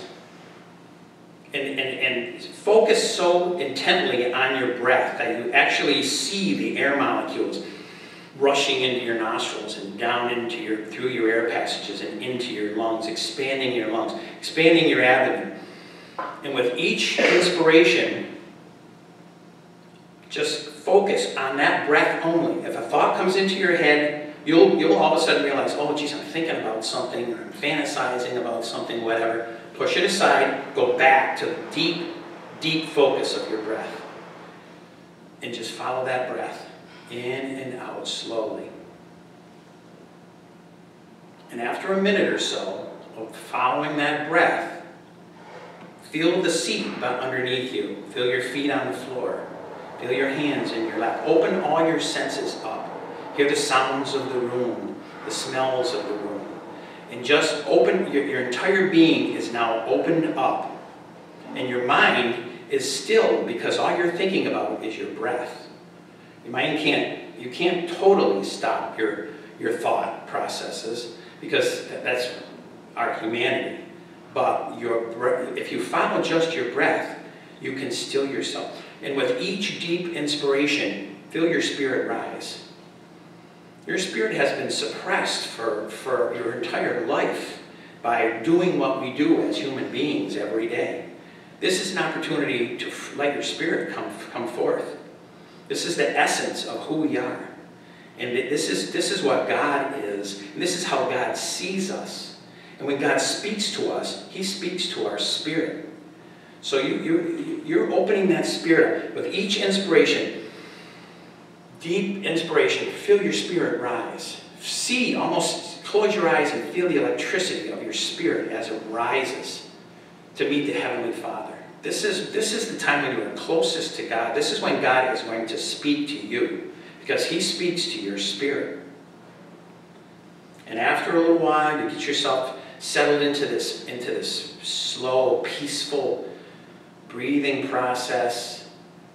Your brain waves actually change, and your blood pressure lowers, and your pulse rate lowers, and you are in deep, deep peace. It takes practice, and it takes patience, but if you do this on a daily basis, it will get easier as time goes by, and you will see how much strengthened, much strength it gives you and how much it empowers you to do this. And then after a few minutes of it, once you get really settled into it, then just open up your spirit and say, here I am, Lord, speak to me. What do you want me to do? I'm yours. I place myself at your feet. Your will is my will. Whatever you wish of me, Lord, I will do. However you want to word it, you can say whatever you want, but you are now asking for God's direction. And this is, he may not speak to you right then on the spot, but as the day goes on, you may get subtle hints, subtle suggestions from God that this is what he wants from you. And then after, I sit 15, 20 minutes. It goes by quickly. And then when I'm done, I just open my eyes and sit very quietly for about a minute. Don't jump up unless you absolutely have to. Because unless somebody's knocking at the door or the phone rings, if you jump up quickly, remember your blood pressure's been lowered and your pulse rate has been lowered. And your mind is in a different wave pattern. You'll be lightheaded. You'll get dizzy. So you just move very slowly after this. And you just get yourself settled and talk to God. And then after you mention to God what you want, that you want him to speak to you, that you want him to strengthen you, just sit. Sit in silence. Like Thomas Merton says, the power of the prayer of the heart has to be very simple. Sometimes making use of no words or thoughts at all. So once I ask God to speak to me, and I allow myself just to settle into that moment, I just sit, and I just revel in the freedom of my spirit. And you can't believe how peaceful and calming this is. You will get up and you will feel so good. You'll feel at peace, and it carries on through your day. But it also strengthens you. It strengthens your spirituality. This is how your spirit gets strengthened, by intimate connection with God. So the rest of your day and the rest of your life, you're much stronger. You're going to go out. You're going to feel more motivated to work in your parishes and to pass on your spirituality to other people. It's a calmness and a peace that affects all of our lives. Everybody settled? You can open your eyes now. So I really encourage you to try this. It's a little different. It's not for everybody, but if you give it a try, you will not believe. I guarantee that you will feel much calmer, and your spirit will be much more motivated and stronger, and you will feel closer to God if you do this. I put my email address on the bottom of that form there. If anybody has any questions, does anybody have any questions now that they'd like to? They haven't? Okay. But if anybody has anything, if anybody tries this and they want to ask me anything in the future, all you have to do is email me, and I'd be glad to help you. Yeah, it's just the thought occurred to me. You said, you just sit there for 15 or 20 minutes, following your breath and opening yourself to God. But what I'm thinking is, but I have to get ready for work, and what if that 15 minutes is really 35 minutes, and so do you set an alarm? Well, I suppose you could. But wouldn't that be jarring? Yeah, I don't know how you would stop. But that's just something. Catch yourself. Yeah. Because you don't want that blaring alarm to go off. And you don't want to be thinking, Gianna. Grasping your heart. Yeah, but that's the thing. You can really get settled into this to the point where time goes by quickly. You could play some soothing music, but they have a fixed time to it. Yeah. There's if you have time, if you have to get ready for work, maybe you can have somebody wake you up and don't fall asleep during this. 15 minutes. Just going along with that, do you find that you practice it a good while, that you generally fit this 15-minute game? Kind of just I used to sit for 30 minutes. Yeah. And it was amazing. After 30 minutes, I would just I wouldn't be in something. You can't get off into a reverie really easy, where you're like, all of a sudden you come out of it and you're like, oh wow, where was I all this time? No, you have to really be focused. You can't just go off and let your mind wander. But you will be surprised that after, if you practice it regularly, you'll after 15 minutes you'll know when 15 minutes is up.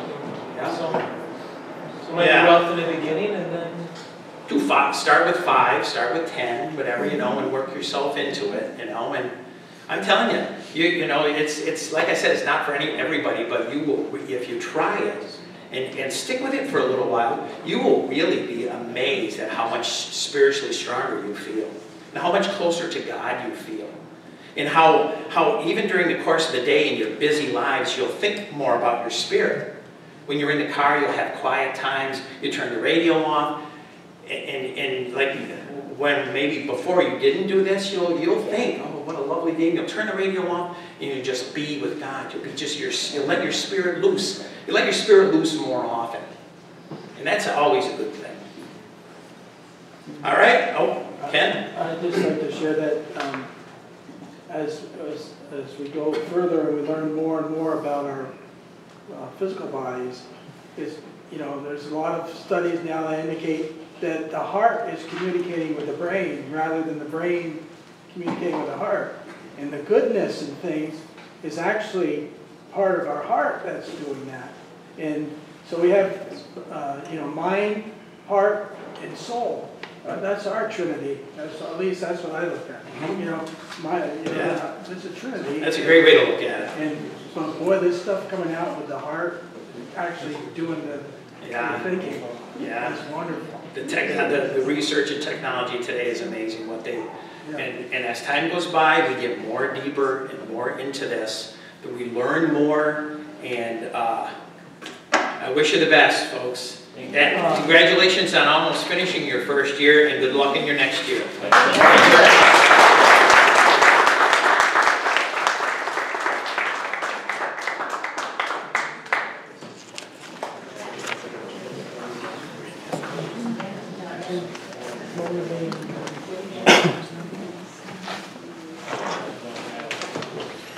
Well, thank you, Steve. And Steve has to go back to his duties now of videotaping this. He has double duties. Yeah. We found out he had that skill when he was at Messina, and it's never left. He's just videotaping everything. I do want to clarify, though, that what Steve is talking about, mindfulness and closing your eyes and taking that 15 or 20 minutes, is a different technique than Sister Jennifer was talking about when she was talking about talking to God when you're driving the car. You can try both at the same time, but I sure hope I'm not on 37 when you're doing it. Okay, and what I want to do now, for our last speaker, my wife Karen is the obvious choice when we talk about how to take our spiritual selves and convert to praxis. Praxis coming from that Greek word to do, action. To become active, to become alive. Karen and I, of course, lived in the Syracuse Diocese for all those years, and we're very active in our parish, and I was a campus minister and all of that. Karen's background is education. She was principal of the elementary school in Camden, and life called differently to both of us to come north. We did that. Karen became the superintendent of Lyme Central Schools, and despite the challenges of that job, she went right into the formation for ministry program for the Diocese of Ogdensburg several months after we arrived here, and at the request of our pastor, and has since retired from that job as superintendent of schools there and become the assistant superintendent for diocesan schools here in the Diocese of Ogdensburg. I can tell you a lot more about Karen. We've been married for a long time. But I won't do that. I'll let her bring that as part of her conversation and her dialogue with you. Welcome, my wife, Karen.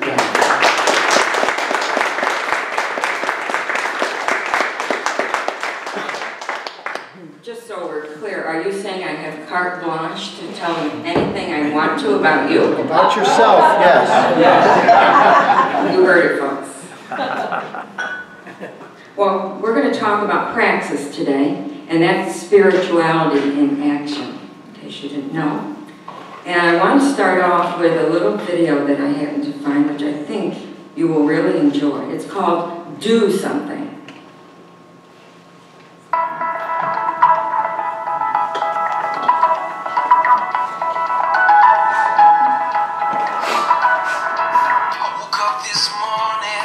Saw a world full of trouble now. I thought, how we ever get so far down? And how's it ever gonna turn around? So I turned my eyes to heaven.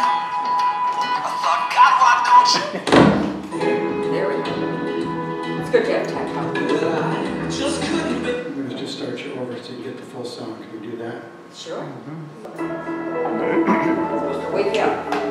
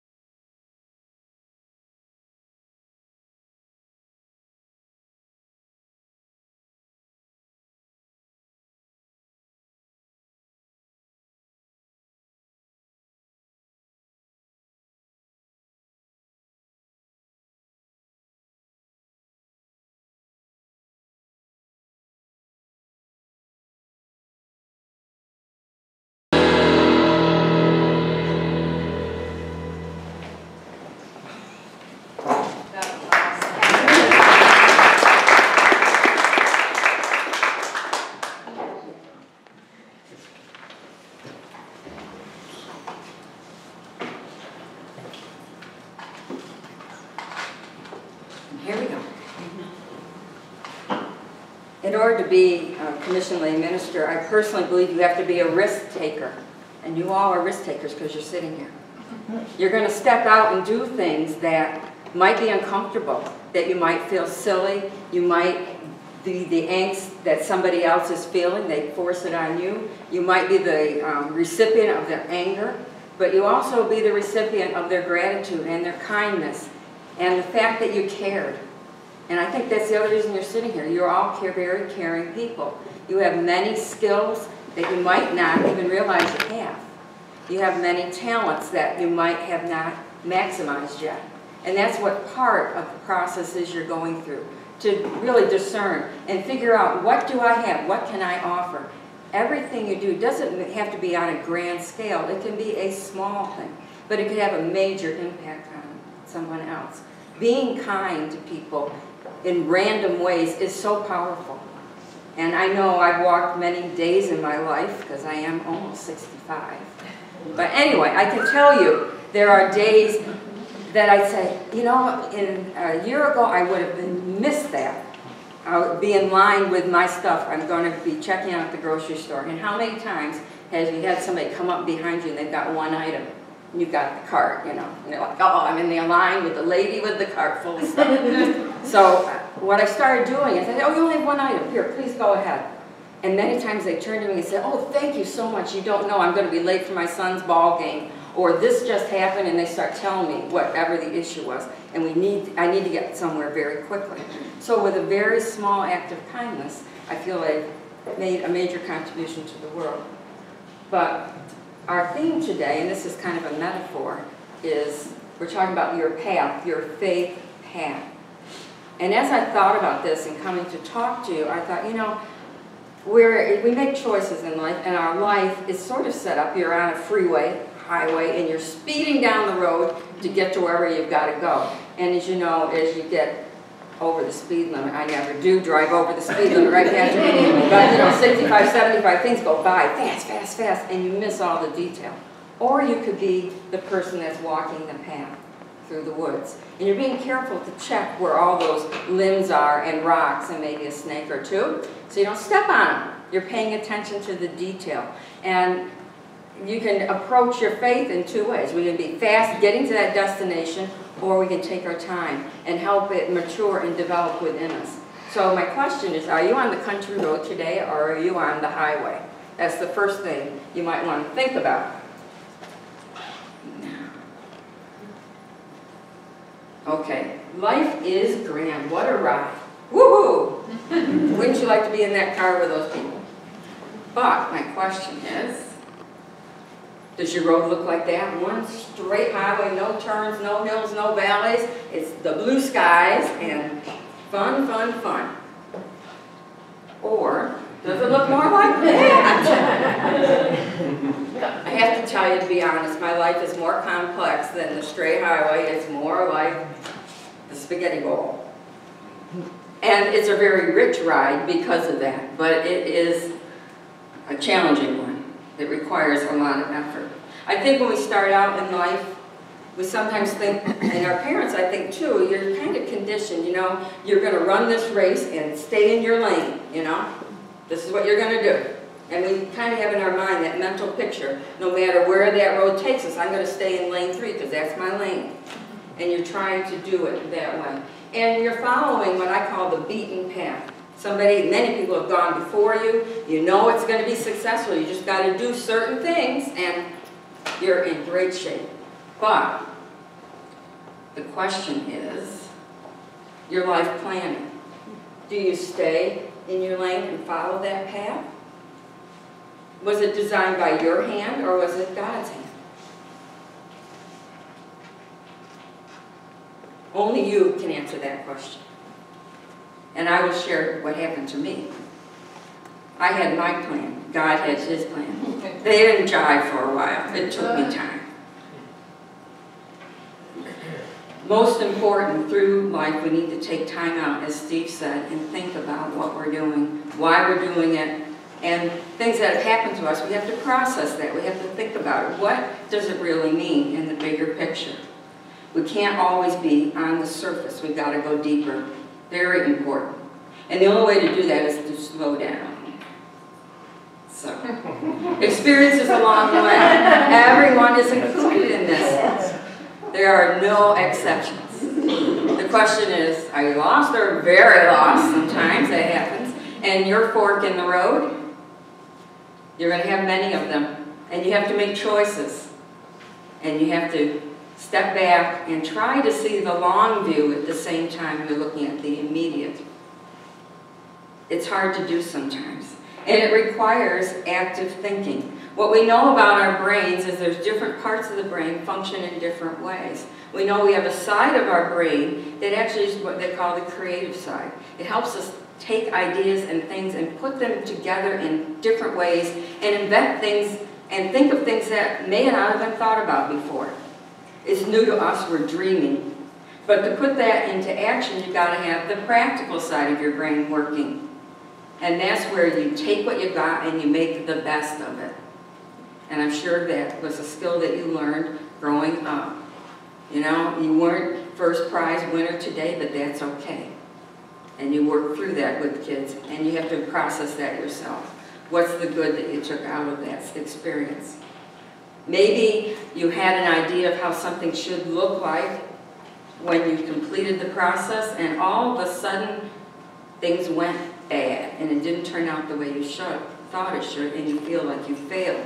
But actually, you haven't failed. What you've learned that it didn't work that way, you need to figure out why it didn't work that way, and then you have to step back and say, okay, how could I do this differently to get the result I wanted to get?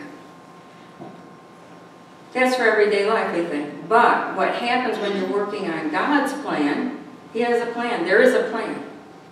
And you're making decisions that fork in the road might have been the wrong fork to pick, to stick with that plan. So you may have some failures that you're facing.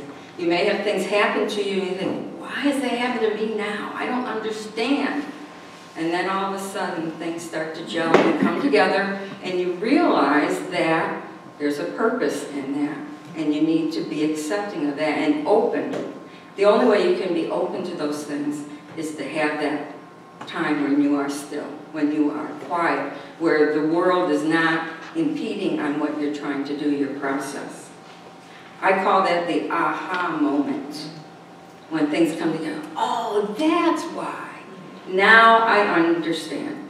And you may have had that happen, and all of a sudden, anything that was cloudy, upsetting to you, it dissipates, it's just gone, and it's very clear. You know exactly what you want to do, you know exactly what your reaction is going to be, you know exactly how you're going to handle something, you feel at peace inside, you feel that you can move forward with confidence, and it will be okay. Those aha moments would be great if we could have them often, but they aren't often, because I think our regular life kind of interferes.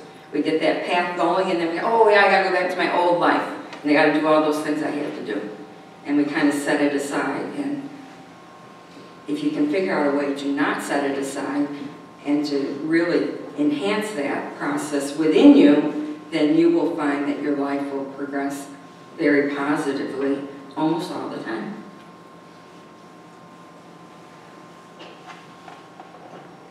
Our paths are filled with many things. So if we're using the metaphor of the path, let's think about it for a minute. It can be surprising.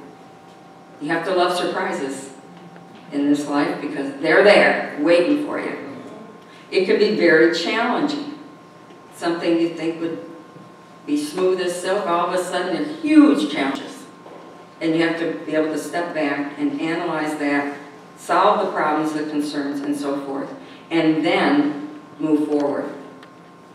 Also, obstacles come in your way, and they might not be people, it could be stuff, things, and you've got to be able to recognize those as obstacles. And there's certain ways to deal with them. Some people feel you've got to remove the obstacle. Many times that's not the answer. The answer is to go around them, or to go under them, or go over them, but not necessarily have to clear them out of the way. Because it's going to take too much effort, too much out of you personally to resolve that 100%, because you're doing all the work. And when you're interacting with people, it needs to be a partnership. need to work together. Even if you are enemies or adversaries, you've got to be able to deal with that obstacle and work through it in some way. The other thing that is really exciting about life is that we can travel together. You don't have to do it alone. And that's why you have best friends, usually throughout your life. You'll find people that you really connect with.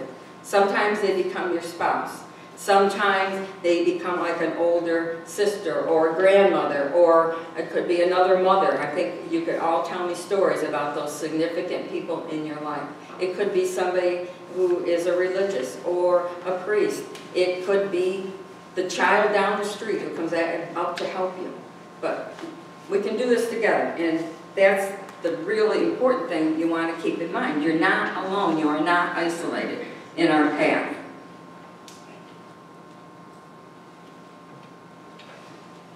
You know, everyone has a story to tell, and I'm sure yours are delightful, and I wish we could stay here for a few days so we could hear them all. I'm hoping that informally over the 2 years you're together, you do share your life story, because we learn from each other too. My mother used to always say, you know, you don't have to do everything, Karen. I was the second of 5 children. She said, sometimes you want to step back and observe and learn vicariously. Learn through the mistakes of others, for example. Like my older brother, who was always jumping into things. That's a good tip for life. Yes, yes, yes. So, I will tell you a little bit about myself. As I said, I am the second of 5 children, and it was an Irish Catholic family. We lived in a small town, Camden, New York. It was typical small town, like many North Country towns. We had all the usual amenities that a small town has. In those days, you could jump on your bike in the morning and be gone all day, and your mother just didn't even worry. She knew you were in good hands somewhere in the community, learning, having fun. School was typical. We sat in rows, and we did what we were told to do, and we learned. Everybody learned the same thing. In my school, the principal happened to be Mrs. Wellman. So in my head, all principals were women. I did not think about that. That was just the way life was supposed to be. And I admired Mrs. Wellman. I don't know why, I think it was because she was so caring, but she was also in charge. People knew when she walked into the room, things were going to be cool, because Mrs. Wellman was there. And she had commanded great respect wherever she went, and as a child I observed that too. And that little piece stuck in my head, and I moved on in life. Being one of 5, and we owned a small business in town, we were always busy helping in the store or at home. That was expected. My parents also expected us to do well in school, because of course we were all going to go to college. There was no question about that. So that was the mindset. I never dared go home with a poor report card, because I just couldn't stand the fact that I would be disappointing my parents. And observing my older brother coming home with some bad grades, I knew that was not the way to go. So, life goes on, and time to go to middle school arrived. I entered the middle school in Camden. I became a real social butterfly. All of a sudden, I was popular. It was a great ride. I loved it. But there was a price that was paid. My grades were terrible. I just didn't care about school. It was more fun to talk to my friends and be social. My father intervened, and he said, look, you want to go to college, right? You're not going to make it doing that. So I suggest that you go to the Catholic school, which was a regional high school at that time in Rome. So I said, okay, Dad, I'll try it. And I arrived at Rome Catholic High School. I had, even though my grades were not great, I learned that they were terrific compared to what I was going to earn at the Catholic high school. I had never gotten a D in my life. I had a whole page of them, the first report card. So I knew I had a lot of work ahead of me. And it was hard, and I had to be persistent, and I did succeed there. I did pretty well. I also made lots of friends, including my husband-to-be. At the time, we were just friends. but we did go through high school together. That's a whole nother day's story. I'll pass that on. As you know his sense of humor. Well, you can imagine how the nuns enjoyed his humor in high school. Many stories to tell. I was the good person. Remember, I learned to stand on the side and serve. So, anyway. I graduated from high school and I was on my way to college. Through working with my siblings and in the store and babysitting a lot, I realized I like working with kids. So it was obvious to me that I either needed to be a nurse or a teacher, and I chose to be a teacher. I went to school and became a home ec teacher and a science teacher. Graduated, life goes on. I end up in the state of Kentucky teaching, except not teaching science or home economics. I was teaching 5th grade. Now, I did not have any background in elementary education, so that was a reach. And at the time, I wanted a job very badly, so I said, oh yes, I can do this. So I would go home every night and teach myself the math that I had to teach the next morning. So I became very good at managing my time and developing my nerves of steel, because you needed those to teach elementary school in the state of Kentucky in the early 70s. I was in a strange world. The year I arrived was the year they desegregated the schools. So we had a huge upset in the town where I was teaching, and I was from the north, so I was a Yankee teaching in a desegregated school. And these people were looking at me like, why are you here? And I just said, I just love working with kids, I like teaching, and I had a big mouth because I was a Yankee, you know? So before I knew it, I was assigned things. I was in charge of this committee, I was in charge of that, and I said, okay, I'll do this because I want this job. At the end of the year, the superintendent came to see me and said, I'm sorry you can't come back next fall. And it's not that you aren't a good teacher, it's just you're not certified to teach elementary school. And then within 3 days, a job opened at the junior high in that district to teach science and home economics, so they offered me that job. And I moved there, and I taught there for another 3 years. Looking back on it, that was, I think, a sign from God to say, look, you have a lot of skills here that you aren't using. You are good at organizing, you're good at managing, and you're a good speaker. And I want you to use those skills. At the same time, he challenged me because I was in an environment where there were 2 Catholic churches in the size of Jefferson County. They just weren't prevalent. There were many, many Baptist churches, and there were no synagogues, and there were 2 Catholic churches. So to practice my faith, I had to drive, which I gladly did because I wanted to be involved in that church. But I was in a minority situation for the first time in my life. So I learned what it was like to have people treat you differently because of your religion, because of where you lived, because of the fact that you were young and a northerner and so forth. So I learned how to deal with that kind of controversy. And then, after about 4.5 years, I had the opportunity to move back to New York State, which I jumped at the chance because I was homesick even after that period of time. I missed my family, I missed the seasons. I thought I would never say that, but I did miss snow. So was able to move back to upstate New York. The job I was able to get when I was working for Cornell Cooperative Extension, which is not teaching, but it's working with adults in a teaching capacity and in a management capacity. So I did that, thought I'd stay for 3 years. I ended up staying there 11 years. And early on, they recognized my administrative talents. So I became a program leader for them and also in charge of curriculum, which I learned was another thing that I was good at. I had the chance to work in a school while I was at Cornell, and it hit me. It was like a thunderbolt. I walked into that school and I go, oh, I miss this so much. Being with the kids, being in the groove of the daily routine of a school. And then I got to know the principals pretty well, and I realized that was the job I wanted. That was what was in it for me. I came to that conclusion really by taking time and thinking about it, meditating really, and thinking about longer view. What did I want to be doing when I was in my 40s and my 50s? Does that seem like I would be so old by then?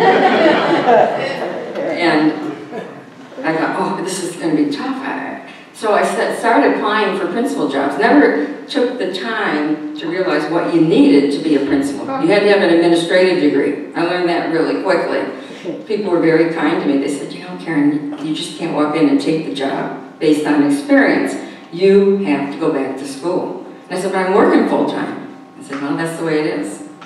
So again, I was still involved in my parish, and I can remember talking to one of the priests who I knew from high school, actually, and he said, you know, you'd be a good principal. You should try to make that happen. So I started investigating and discovered in my backyard was a part-time program for my degree. So I worked full-time and went to school part-time. Then I got impatient and accelerated my program, so I got done in 1.5 years rather than 2 years. So now I thought, oh, I got this all fixed. God's on my side, I'm going to make it now. And I started applying for positions. At that point, I learned my roadblock was I had never been an administrator in a building. So how could I be a principal? You had to be an assistant principal, or you had to run a program or something. And I go, but I got all this experience, 15 years plus, but it's in the wrong thing. Needless to say, I was miffed. I was quite miffed. I thought, oh, for all this is what you're telling me. And then, again, I had to take time, think about it, which I did, and realize that I need to broaden my scope. I had to look beyond the building positions and see what else was out there. And sure enough, there was a position that was perfect for me. I ran a literacy program. I worked for BOCES, which is non-traditional education. Perfect, because I'm not a traditional person. And I started working for them. Then another opportunity opened up. I got the chance to be an assistant principal and a coordinator of curriculum in a suburban school district, very large district in the Syracuse area. And I worked there for about 5 years and learned a ton, not only about education, but about myself. Talk about the ultimate challenge. Picture this, driving into school every day to work, roll into a building, 1,000 students, all 6th graders and 7th graders, in one place at one time. And they were wonderful. I remember really being frightened in the beginning. I said, look, and you have self-talk, I'm sure you have self-talk, you do. I said, Karen, toughen up. You can do this. It's going to be great. These kids are fabulous. They're going to love you. Just walk in and do your best. What's the worst that could happen? Don't ask that question. Never. So, anyway, sometimes you can't stay on that path. So, if that happens to you, and you're feeling that you're going to be going off the path, think of it as a turn in the path, or think of it as possibly a detour, because you're going to come back to that main path eventually. That's what I call the long-term view. And I guess I should tell you the rest of my story is that I ended up, eventually, as Patrick said, in Lyme as a superintendent.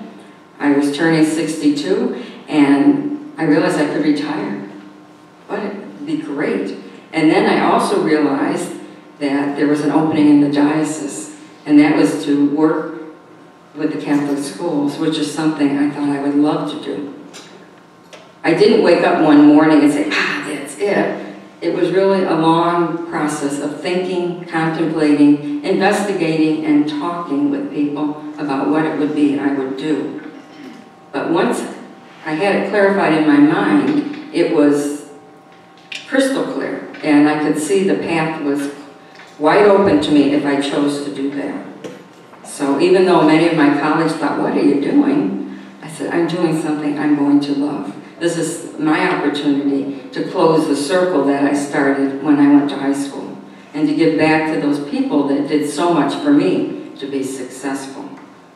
So, as we finish up, I want to say, remember to stop, look, and most of all, listen to the people around you. That's so important, because your path will be lit, but it might not be with spotlights. You might have to really look for that piece of light that's showing you your way. And the other thing to always remember that anything that's worth doing is going to take a lot of effort and sacrifice. There's no shortcuts either. Even though I tried, they don't work. Forget the shortcuts. Does not happen. And we want to remember that we do live by faith, not by our sight. It's what's inside. It's our intrinsic values that really determine the long-term successful path that you're going to have, what you're going to call your life. So, am I out of time, Dr. Donahue? Did you have those lyrics that you wanted? Oh, we thought, let me see if I can get to those.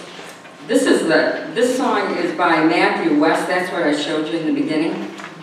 And I can actually print these. You can get them yourself. Just Google Matthew West, Do Something. It's his newest song. He's a Christian rocker. But I really like the lyrics because he starts out with, what are we all thinking? Why doesn't somebody do something? Do something. Then you realize it's us. We got to do something. So that's what this is about. And it's really, I think, a pretty interesting perspective. I should tell you, I'm going to skip to the end slide here, because he got the inspiration for this song from the girl that you see in the picture. She was an undergraduate student who had taken time off to do some charity work, I think, in India. And she was working at an orphanage, and the conditions were so deplorable and so upsetting to her. She called her family and said, I'm not coming home. I'm going to help these kids. And she stuck it out, that persistence, tenacity, and she started working with the local government and actually got them to improve the orphanage for those kids. And he read about that story, and I guess he talked to her, and he said, I've got to write this song. So, again, this is all on the internet. You can find it very easily if you want to read it at your leisure. But it really is a fascinating story. And there's so many stories. I'm sure you, as I said, we could write a book of the stories that you have to tell. It's important that you support each other as you go through this process. I know when I went through the process, at the end I was so excited to be commissioned, and then I thought, now what? Now what am I going to do? Because I'm already doing these volunteer things, what else can I do? But as you look around, whether it's in the secular world or within our church world itself, you will find those opportunities. They're looking for people to step up and say, I will do something. And that has to be you. So, thank you.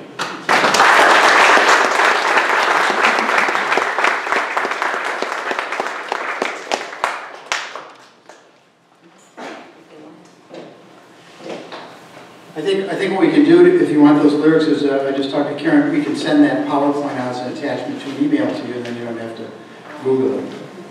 Get the wrong song, the wrong lyrics, the wrong guy, which is what I would do. Okay, I want to thank our speakers for this, that came today and spent this day with us, and the amount of preparation they put into that. Sister Jennifer Votraw from the Diocese of Ogdensburg, Steve Bateman from everywhere now, who's retired, and my wife Karen Donahue. I'd like to thank them all. I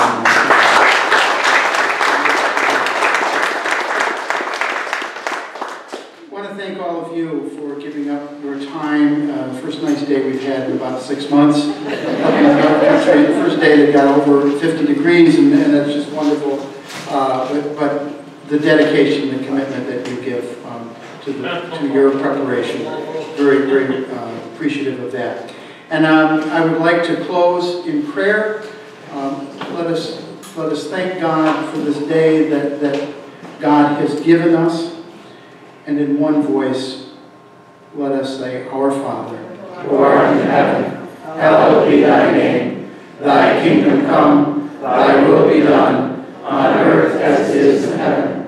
Give us this day our daily bread, and forgive us our trespasses, as we forgive those who trespass against us. And lead us not into temptation, but deliver us from evil. with you. Let us go in peace. In the name of the Father, the Son, and the Holy Spirit. Amen. Let's travel safely. For the rest of the weekend.